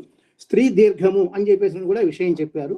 స్త్రీ దీర్ఘము అని చెప్పేసి అంటే మనము ఏ చూసుకున్నా కానీ అమ్మాయికి ఎక్కువ ఇంపార్టెన్స్ ఇస్తూ ఉన్నాము. పాతకాలంలో కానివ్వండి, ఈ రోజుల్లో కానివ్వండి, మన అమ్మాయి బాగుంటుందా వెళ్ళదా అక్కడికి వెళ్ళిన తర్వాత. ఎందుకంటే ఆడపిల్ల కాబట్టి అక్కడికి పోయిన తర్వాత మన పిల్ల ఎలా ఉంటుంది అన్నటువంటి బెంగ అనేటువంటి తల్లిదండ్రులకు లేకుండా మనం చూసుకోగలుగుతున్నాము అని చెప్పేసి అంటే అమ్మాయి యొక్క జాతకం ఏ విధంగా ఉంటుంది, అమ్మాయి జాతకంతో ముడిపడి అబ్బాయి జాతకం ఏ విధంగా ఉంటుంది. ఎందుకంటే అక్కడికి పోయి ఉంటుంది కాబట్టి అబ్బాయి ఇల్లు ఎలా ఉంటుంది, అక్కడ అమ్మాయి జాతకం మీద ఆధారపడి అబ్బాయి ఇల్లు ఆధారపడుతుంది. అబ్బాయి మీద ఆధారపడ్డ జనాలంతా కూడాను ఆధారపడి ఉంటారు. కాబట్టి అమ్మాయి నక్షత్రం నుంచి అబ్బాయి నక్షత్రానికి కొంత ఎక్కువగా మనం చూస్తూ ఉంటాము. ఆ విధంగా చూసినప్పుడు మనము ఇవ్వాల్సినటువంటి ఇంపార్టెన్స్ చాలా ఉంటుంది. అది మనం జాగ్రత్తగా గమనించాల్సిన విషయం అండి. తర్వాత ఈ ముఖ్యంగా ఈ కుజదోషం గురించి ఆల్రెడీ చర్చించారు. దాన్ని ఎక్కువగా మనం చెప్పాల్సిన అవసరం లేదు. 2, 4, 7, 8, 12 స్థానాల్లో మనకు కుజుడు ఉన్నాడు అంటే ఇంకా అయిపోయింది. ఇంకా పెళ్లికి పనికిరాదు అన్న నిర్ధారణ కూడాను వచ్చే జ్యోతిష్కు మనం నమ్మకూడదు. కాబట్టి దానికి మినహాయింపులు చాలా ఉన్నాయండి. ఆ మినహాయింపులు అన్నింటినీ కూడా మనం తెలుసుకోకుండా కుజుడు గురించిన ఇటువంటి అపప్రథల్ని తీసుకురాకూడదు. కుజుడు అనేటువంటిది దేనికి సంబంధించింది? శక్తికి సంబంధించింది, శక్తి కారకుడు. కాబట్టి ఆ శక్తి గురించిందో మాత్రమే మనం పట్టించుకోవాలి అనేది మనకు చాలా ఇంపార్టెంట్ అండి. అది మనం చూసి ఎక్కడ ఏ విధంగా ఉన్నాడు అనేది చాలా ఇంపార్టెంట్. అది మనం చూసుకోవడం వల్ల మనం మేలు చేసిన వాళ్ళమే అవుతాము. కాబట్టి మనం ఈ మేలాపనం చెప్పేటువంటి దాంట్లో ఒక 5 నిమిషాల్లో నేను చెప్పేశానండి, డిస్పోజ్ చేశానండి అని చెప్పేసి అంటే మాత్రము వాళ్ళు తీరం ద్రోహం చేసినట్టే అవుతుంది. చాలా డీటెయిల్గా D1 D9 చూసుకుంటూ మనం వాళ్ళు ముందుకు వెళ్ళాలి. ఈ పాయింట్లు ఇన్ని వచ్చినాయి అని చెప్పేసి అని వదిలిపెట్టేసిన జాతకాలు కుదిరిన తర్వాత వాళ్ళు పెళ్లి చేసుకొని హ్యాపీగా సలక్షణంగా 100 సంవత్సరాలు జీవించిన వాళ్ళు చాలా మంది ఇప్పటికీ మన దగ్గర ఉన్నారు, మనకు కనిపిస్తూనే ఉన్నారు. కాబట్టి పాయింట్ల వల్ల మాత్రం ఎప్పుడు మోసపోకూడదు, ఏ తోచి చూడకూడదు చెప్పకూడదు. ఈ రోజుల్లో కంప్యూటర్ నాలెడ్జ్ వల్ల 18 పాయింట్లు 20 పాయింట్లు అవి మాత్రమే తెలుస్తాయి. కాబట్టి కంప్యూటర్ నాలెడ్జ్కి అంతవరకే ఫీడ్ చేసి ఉంటారు. కానీ అంతర్గతమైన విషయాలు చెప్పాలి అంటే మాత్రము మనము క్షుణ్ణంగా పరిశీలించి చెప్పందే వాళ్ళ యొక్క పొంతన కుదరదు అని చెప్పేసి మాత్రము మనం చెప్పుకోకూడదు. అలాగే అష్టవర్గుడు బిందువులు చెప్పారు, లగ్నాల కలయిక చెప్పారు. లగ్నాల్లో కూడాను తత్వము అనేది మాట ఇంపార్టెంట్. ఈ తత్వము అనేటువంటిదే మనిషికి అనుసంధానము కలిగించేటువంటి విషయం. కాబట్టి వాటికి మనము జాగ్రత్తగా ఆ రోజులైనా కానీ ఈ రోజులైనా కానీ ఇవ్వాల్సినటువంటి పాయింట్ అదే. కాబట్టి అంటే ఆడవారికి మనం ఎక్కువ ప్రాముఖ్యత ఇస్తున్నాము అని చెప్పేసి అంటే అప్పుడు బలహీనంగానే ఆలోచించాము, ఇప్పుడు కూడా బలహీనంగానే ఆలోచిస్తున్నాము. ఒక స్త్రీ బయట ఒక్కటిగా ఉండాలి అని చెప్పేసి అంటే ఎంత మనోధైర్యం ఉండాలి అనేటువంటి చాలా ఇంపార్టెంట్. ఆ మనోధైర్యం భగవంతుడు అందరికీ ఇచ్చారు. ఆ ఇచ్చినప్పుడు మనం కూడా ఏం చేస్తామంటే ఆ ధైర్యాన్ని వాళ్ళకి ఏ విధంగా ఉపయోగపడుతుంది, అలాగే ఆ అమ్మాయి వెళ్ళిన ఇంటి వారికి ఏ విధంగా ఆ ధైర్యం ఉపయోగపడుతుంది అనేది మనం గమనించి మనం ముందుకు వెళ్ళాల్సి ఉంటుందండి. తర్వాత ముఖ్యంగా ఈ ఇంకోటి విషయం ద్విద్వాదశాల గురించి అన్నారు. అలాగే షష్టాష్టకాలు కూడా గురించి చెప్పారు. షష్టాష్టకాల గురించి, సమసప్తమాల గురించి ఇవన్నీ చెప్పిన విషయాలని మళ్ళీ నేను చెప్పదలుచుకోలేదు. ముఖ్యంగా 7వ భావము 8వ భావము అనేటువంటి లగ్నం నుంచి చూడాల్సినటువంటి చాలా ముఖ్యమైన అంశాలు 7వ భావము 8వ భావము. ఈ వీటి వల్లనే మనం వాళ్ళ యొక్క జీవితం ఎంత బాగా ఉంటుంది అనేటువంటిది మనం ఒక్కసారిగా మనం చూసుకొని చెప్పవచ్చు. ఇంకొక విషయము వేద నక్షత్రాల గురించి చెప్పారండి, చాలా బాగుండేది. అలాగే కాలసర్ప దోషం వల్ల వివాహాలు చెడిపోతాయి అని చెప్పేసి అనేది మాత్రము అపప్రథ. వాళ్ళు వాళ్ళ యొక్క రంగాల్లో చాలా ముందుకు వెళ్తూనే ఉన్నారు. కాబట్టి అటువంటి దోషాలు కాలసర్ప దోషం ఉంది కాబట్టి వీళ్ళు పనికిరారు అని చెప్పేసి నిర్ణయం కూడాను చేయకూడదు. అలాగే దశలు విదశలు అని చెప్పేసి మనం అనుకున్నాము. అదే సేమ్ దశలు ఉన్నాయి అంటే ఇందాక చెప్పిన ఆరోగ్య విషయం దృష్ట్యా 6 నెలలు గ్యాప్ కనుక ఉంది అంటే అది చాలా మంచిదని మనం భావించాలి. జ్యోతిష్కులు ఈ విషయాన్ని జాగ్రత్తగా చూసుకోవాలి. అప్పుడు ఇద్దరు కూడా ఒకేసారి బాధపడకుండా ఉంటారు అనేది మనం తెలుసుకోవాలండి. అప్పుడే ఒకరికొకరికి మధ్య సయోధ్య అనేది ఏర్పడుతుంది, సహకారం అనేది వెన్నుముడుతుంది. తర్వాత ఈ ఇంకొకటి కూడాను ముఖ్యంగా మనిషిలో మనం ఆడపిల్ల నుంచి చూసేటప్పుడు నపుంసకత్వాన్ని కూడాను మనము ముఖ్యమైన పీట ఇవ్వాల్సి ఉంటుంది. అబ్బాయి మనం పరీక్ష చేసేటప్పుడు ఏ ఏ విషయాలు ఏ విధంగా ఉంటాయి. కాబట్టి పురుష జాతకంలో మనము ఈ విషయం ఎలా ఉంది, పురుష సామర్థ్యం ఎలా ఉంది, మార్క్స్ అనగానే సామర్థ్యం ఎక్కువ అని కాకుండా ఆ పురుష సామర్థ్యం ఏ విధంగా ఉన్నది అనే దాన్ని బట్టేసి ఇది చాలా కొంచెం 5 నిమిషాలు ఎక్కువ పడుతుంది, అది నేను చెప్పదలుచుకోలేదు. ఈ విషయాన్ని మాత్రము జాతకుడు స్పష్టంగా తెలుసుకొని చూడవలసిన అభిప్రాయంగా ఈ రోజుల్లో నేను అనుకుంటున్నానండి. చెడు తిరుగులు తిరగడానికి కానివ్వండి, లేకపోతే నపుంసకత్వ కారణంగా అది కుటుంబాలు చెదిరిపోవడానికి కానివ్వండి, ఇది కాకుండా మనం చూసి చెప్పాల్సినటువంటి అంశము ఉంటుంది. తర్వాత గురుబలం చాలా బాగా ఉండాలి. గురుబలం ఉంది అని చెప్పేసి అంటే ఇంకా దానికి మించినటువంటి పొంతన మనము వేరే ఉండదు అని చెప్పేసి మనం చెప్పక్కర్లేదు. ఎక్కడ చూసినా కానీ చివరికి వచ్చేటికి గురువు ఎలా ఉన్నాడు, గురుబలం ఎలా ఉంది, శుక్రబలం ఎలా ఉంది, ఈ రెండింటిని మనం చూసుకున్నాము అని చెప్పేసి అంటే చాలా బాగుంటుందని ఈ అవకాశాన్ని కలిగించిన మీ అందరికీ నమస్కారాలు. ధన్యవాదాలు. నమస్కారాలు. మంచి విషయాలు చెప్పారు. మనం కార్యక్రమం చివరి వైపు వచ్చేసాము. అందరికీ మరొకసారి విన్నపం ఏంటంటే ముందు మనం స్పష్టంగా ఉందాం. జ్యోతిష్యంలో జ్యోతిష్కులైన విద్యార్థులకి, జ్యోతిష్కులవుతున్న పెద్దలకి అందరికి కూడా ఈ స్పష్టతనిద్దాం. అనవసరంగా నక్షత్రాలను పట్టుకుని వేలాడొద్దు. అవి అవసరమే, కానీ పరిశీలనలో మన విశ్లేషణలో వాటిని ఎలా వాడుకోవాలో చూసుకుందాం. బట్టి మాత్రమే తన విషయాలు మనం చెప్పుకోవడం అనవసరం.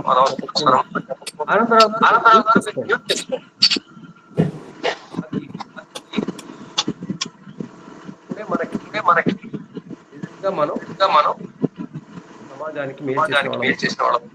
వెంకట్రామ్ గారు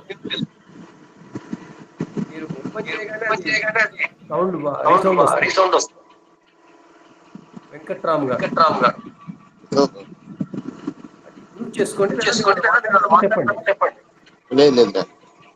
మ్యూట్ చేయండి, మైక్ ని మ్యూట్ చేయండి, అది రీసౌండ్ వస్తుంది. సో అందరికీ చాలా చాలా ధన్యవాదాలు.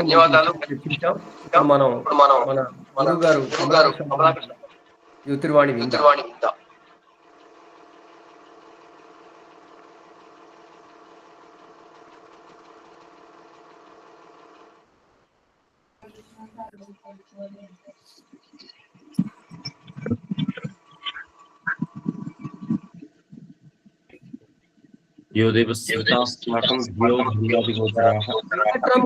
వెంకట్రామ్ గారు మ్యూట్ చేసుకోండి.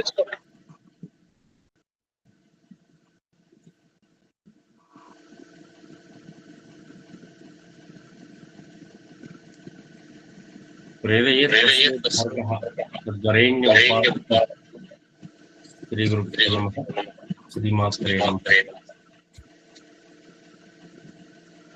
జై వెంకట్రామ్ మ్యూట్ చేసుకోండి.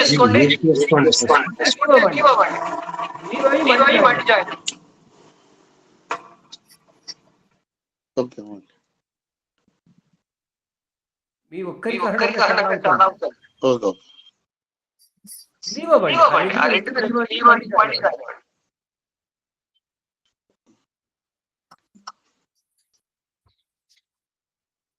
మ్యూట్ చేయండి వెంకట్రామ్ గారు, మీరు మ్యూట్ చేయాలి.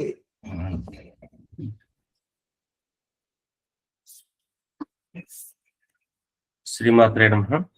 శ్రీ గురుభ్యో నమః. చాలా ఆలోచించదగినటువంటి అంశం ఈరోజు గురువు గారు ఇచ్చింది. నిజంగానే అందరూ కేవలం నక్షత్రాల మీద వరకే ఆధారపడిపోయి జాతకాన్ని నెగ్లెక్ట్ చేస్తున్న దానికి కారణాలు అనేకం. పూర్వకాలంలో ఉన్నటువంటి విధానం జీవిత విధానానికి, ఆధునిక కాలంలో జీవిత విధానానికి చాలా మార్పులు వచ్చాయి. ఆ మార్పుల వల్ల మనం కూడా ఇంకా లోతుకు వెళ్ళి అధ్యయనం చేయాల్సిన అవసరం కూడా వస్తుంది. ఒకనాడు ఒక వివాహం చేసుకున్నారు అనుకుంటే ఆ సంస్కారం ప్రకారం కావచ్చు, దేనికైనా సరే భర్త భార్య అనేటటువంటి విషయం లోపల రాజీ లేకుండా అనుబంధాలు ఎట్లా ఉన్నా కానీ కలిసి ఉండేటటువంటి జీవిత విధానం ఒకనొక రోజుల్లోకి. ఈ రోజుల్లో ఖచ్చితంగా దానికి సంబంధించినటువంటి ఎవరి హక్కులు ఎవరి బాధ్యతలు వాళ్ళకు బాగా వస్తున్నప్పుడు, ఇంకా జ్యోతిష్కుని బాధ్యత పెరిగింది అనేటటువంటి భావన వచ్చినప్పుడు, జాతకంలో 30 పాయింట్స్ ఉంటాయి నక్షత్రాల మధ్యలో. ఒకరి జాతకంలో వివాహ స్థానంలో దోషగ్రహాలు ఉంటాయి. రెండో వాళ్ళకు కూడా అటువంటి గ్రహాలు అట్లాగే ఉండేటట్టయితే పెళ్లి చేస్తామా? వైవాహిక జీవిత స్థానంలో ఉండేటటువంటి గ్రహాల దోషాదులు అనేటటువంటిప్పుడు అశుభ గ్రహాలు అక్కడ ఉండటం, సప్తమాధిపతులు అష్టమాధిపతులు లేదా షష్టాల్లో ఉండటం, లేదా షష్టాష్టమాధిపతులు లాంటి వాళ్ళు తీసుకొచ్చి సప్తమంలో ఉండటం, సప్తమాధిపతులు రాహుకేతుల నక్షత్రాల్లో ఉండటం, ఇటువంటివన్నీ కూడా ఏదో రూపం లోపల వైవాహిక జీవితంలో లోపాలకు కారణం అవుతున్నాయి. ఒక్కొక్కసారి ఒక గ్రహం కాక 2-3 గ్రహాలు కూడా ఉంటున్నాయి. ఇంకా విశేషం ఏంటంటే ఈ గ్రహాలతో పాటు ఏదైనా గురువు లాంటి వాడు ఉన్నప్పుడు కూడా వ్యక్తిలో స్వార్థ ప్రవృత్తి పెరిగి ఎదురు వ్యక్తితోనే ఎక్కువగా ఆనందమయ జీవనాన్ని గడపలేకపోతున్నాడు. బయటికి చూడటానికి మాత్రం బాగుంటారు. మరి ఇటువంటి సందర్భాలు వచ్చినప్పుడు వాళ్ళకు వైవాహిక జీవితంలో పాయింట్స్ వరకు కనుక చూసుకుంటూ పోతే గుణమేళన చక్రం లోపల 20, 30, 35 వరకు కూడా కనపడుతున్న వాళ్ళు చాలా మంది ఉన్నారు. ఈ కాలానికి తగ్గట్టుగా ఇప్పుడు ప్రస్తుతం మనం వైవాహిక జీవితంలో వాళ్ళు ఓకే అంటాము. రెండవది, ఇదే వివాహ జీవితానికి సంబంధించిన విశేషంలో పాయింట్స్ చాలా బాగున్నాయి అనుకున్నప్పుడు,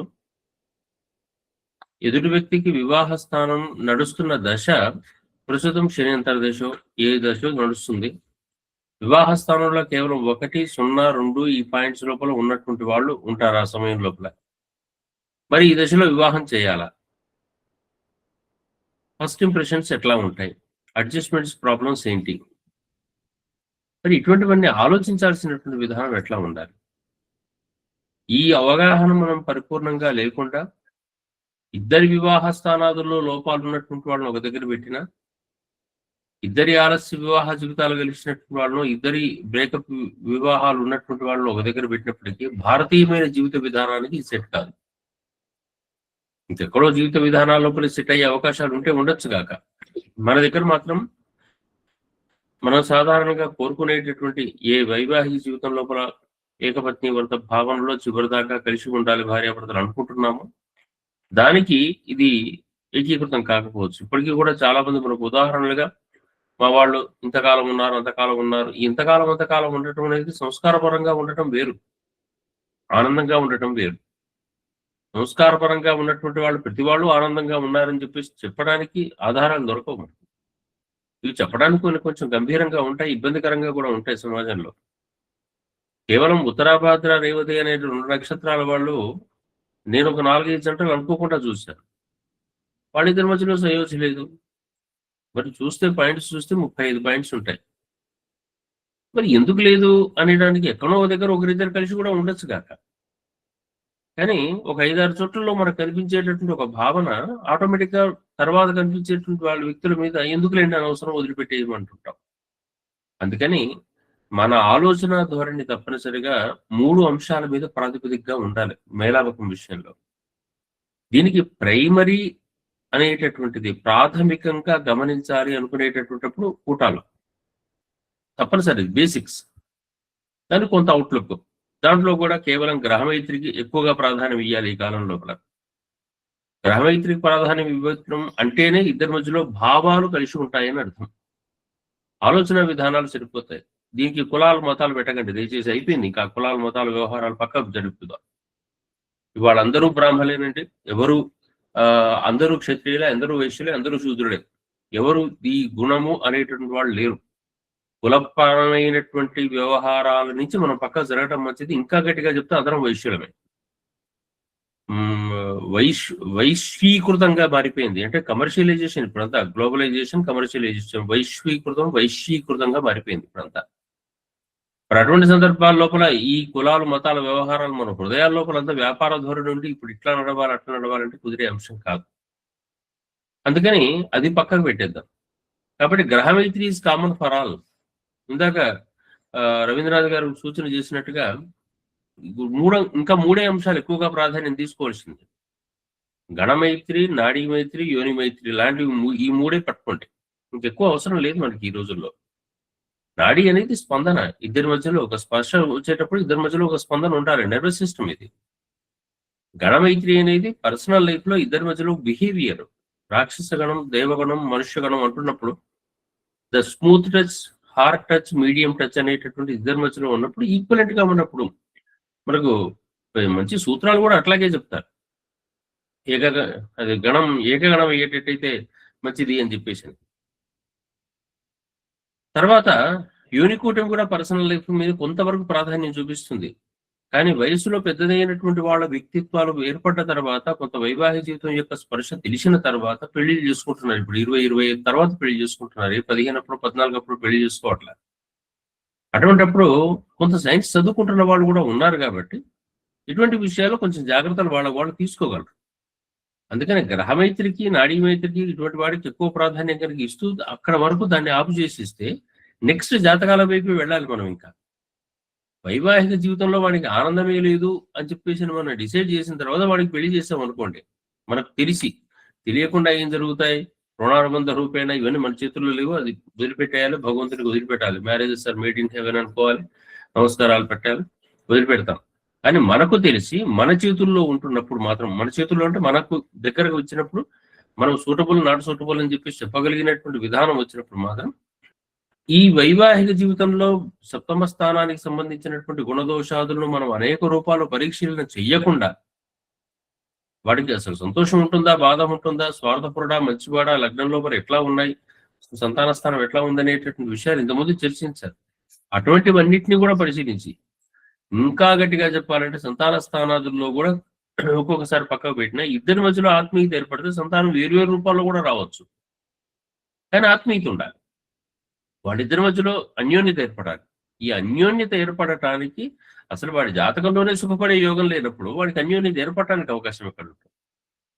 అందుకని జాతక నిర్ణయం, జాతకాన్ని చూడటం అనేటటువంటిది ఈ రోజుల్లో తప్పనిసరి. దీని మూడవది ఏంటంటే టైమ్ ఆఫ్ ద మ్యారేజ్. ఈ మూడవది సమయాన్ని కనుక సరిగ్గా చూసుకోకుండా పెళ్లిళ్ళు చేయటం ద్వారా వివాహ జీవితం లోపల వాళ్ళకి రేపొద్దున మళ్ళీ ఇబ్బందులు వచ్చే అవకాశం ఉంటుంది. 2 నెలల లోపల ఒక దశ మారబోతుంది. ఆ దశ లోపల వివాహ స్థానంలో మరీ 1 పాయింట్, అర పాయింట్ ఉండేటువంటి సందర్భాల లోపల మనం పెళ్లి చేసేస్తే ఈ వివాహం అయిపోయిన తర్వాత ఆ సమయం వచ్చేటప్పటికి ఏంటి వీళ్ళిద్దరికి కనీసం ప్రాథమికమైనటువంటి జీవితంలో అవగాహన వచ్చే సమయానికి జడగ్రహ దశ వచ్చిందనుకోండి, ఈ మధ్యలో సంతోషం ఎక్కడ ఉంటుంది? అందుకని ఇప్పుడు కొంచెం అటో ఇటో దశ బాగాలేకున్నా రాబోయే దశలు బాగుండాలి. కనీసం ఒక 6 నెలల నుంచి ఏడాది వరకు అయినా కానీ దశలు ఇద్దరు బాగా ఉండేటట్టయితే ఫస్ట్ ఇంప్రెషన్స్ అనేవి ఆనందంగా మారుతాయి. తర్వాత అడ్జస్ట్మెంట్స్ అనేవి ఉంటాయి ఇంకా వాడిద్దరి మధ్య లోపల. ఇది మనం కొత్తగా ఆలోచించాల్సినటువంటి అంశం ఉంటుంది.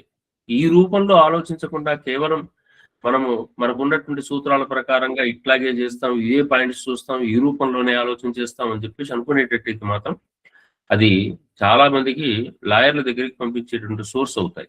ఇంతకన్నా వేరే అవకాశం లేదు. అందుకని వాళ్ళ దగ్గరికి మనం పంపించకుండా ఉండాలి అనుకునేటట్టయితే మనకు చేతనైనంతలో, ఇది మళ్ళీ రెండో పద్ధతి ఎట్లాగుంది, మన చేతుల్లో ఇది కాదు, ఇదంతా భగవంతుడి నిర్ణయం. ఆ నిర్ణయం ప్రకారంగా జరగవలసినప్పుడు వాళ్ళ కర్మలో ఇది భాగం అయితే మనం ఏం చేయలేం. వాళ్ళంతలో వాళ్ళే చూసుకుని కనుక మనం ముందరికి వచ్చినప్పుడు కూడా మనం చేయగలిగిన అంశాలు ఏం లేవు. వాళ్ళకి జాగ్రత్తలు చెప్తూ ఉంటాం. వైవాహిక జీవితం లోపల భార్యాభర్తలు ఒకరినొకరు గట్టిగా అనుకుంటున్నారంటే నా అనుకున్న వాళ్ళు కాబట్టి అనుకుంటున్నారు. పక్క వాళ్ళు అనుకునేటట్లయితే గట్టి వాళ్ళు అనరు. పక్కింటి వాళ్ళని కూడా గట్టిగా దూషించరు. ఎందుకు అనుకుంటారంటే నా భార్య లేదా నా భర్త అనుకుంటున్నప్పుడే నోరెత్తుతారు. మళ్ళీ ఎప్పుడో దగ్గర ఏ కాళ్ళో ఏ చేతిలో పడుకుంటారు, వదిలిపెట్టుకుంటారు. ఇది వైవాహిక జీవితంలో భారతీయ ధర్మం. ఇది ఒకరికొకరు షాక్ అబ్జర్వర్, ఒకరికొకరు భరించేవాళ్ళు. ఈ తత్వం మన దగ్గర మిస్ అయ్యాం.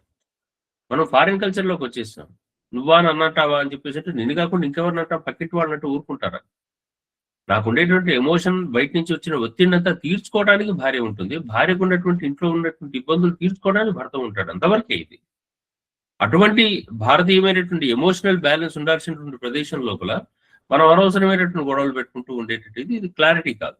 అందుకని ఆలోచించవలసినటువంటి వైవాహిక జీవిత ధర్మం లోపల ఏదైనా మన దగ్గరికి వచ్చినప్పుడు ఇటువంటి మాటలు నాకు చెప్తాం జ్యోతిష్కులుగా. మనం ఎవరైనా వాళ్ళంతా వాళ్ళు పెళ్లి చేసుకుని వచ్చినప్పటికీ కూడా అందరికీ చెప్పమని కాదు, ఇక్కడ జ్యోతిష్కులుగా ఉంటున్నప్పుడు జ్యోతిష్యం చూద్దాం. అయినప్పటికీ కొన్నిసార్లు ఇట్లా జరుగుతుంటాయి.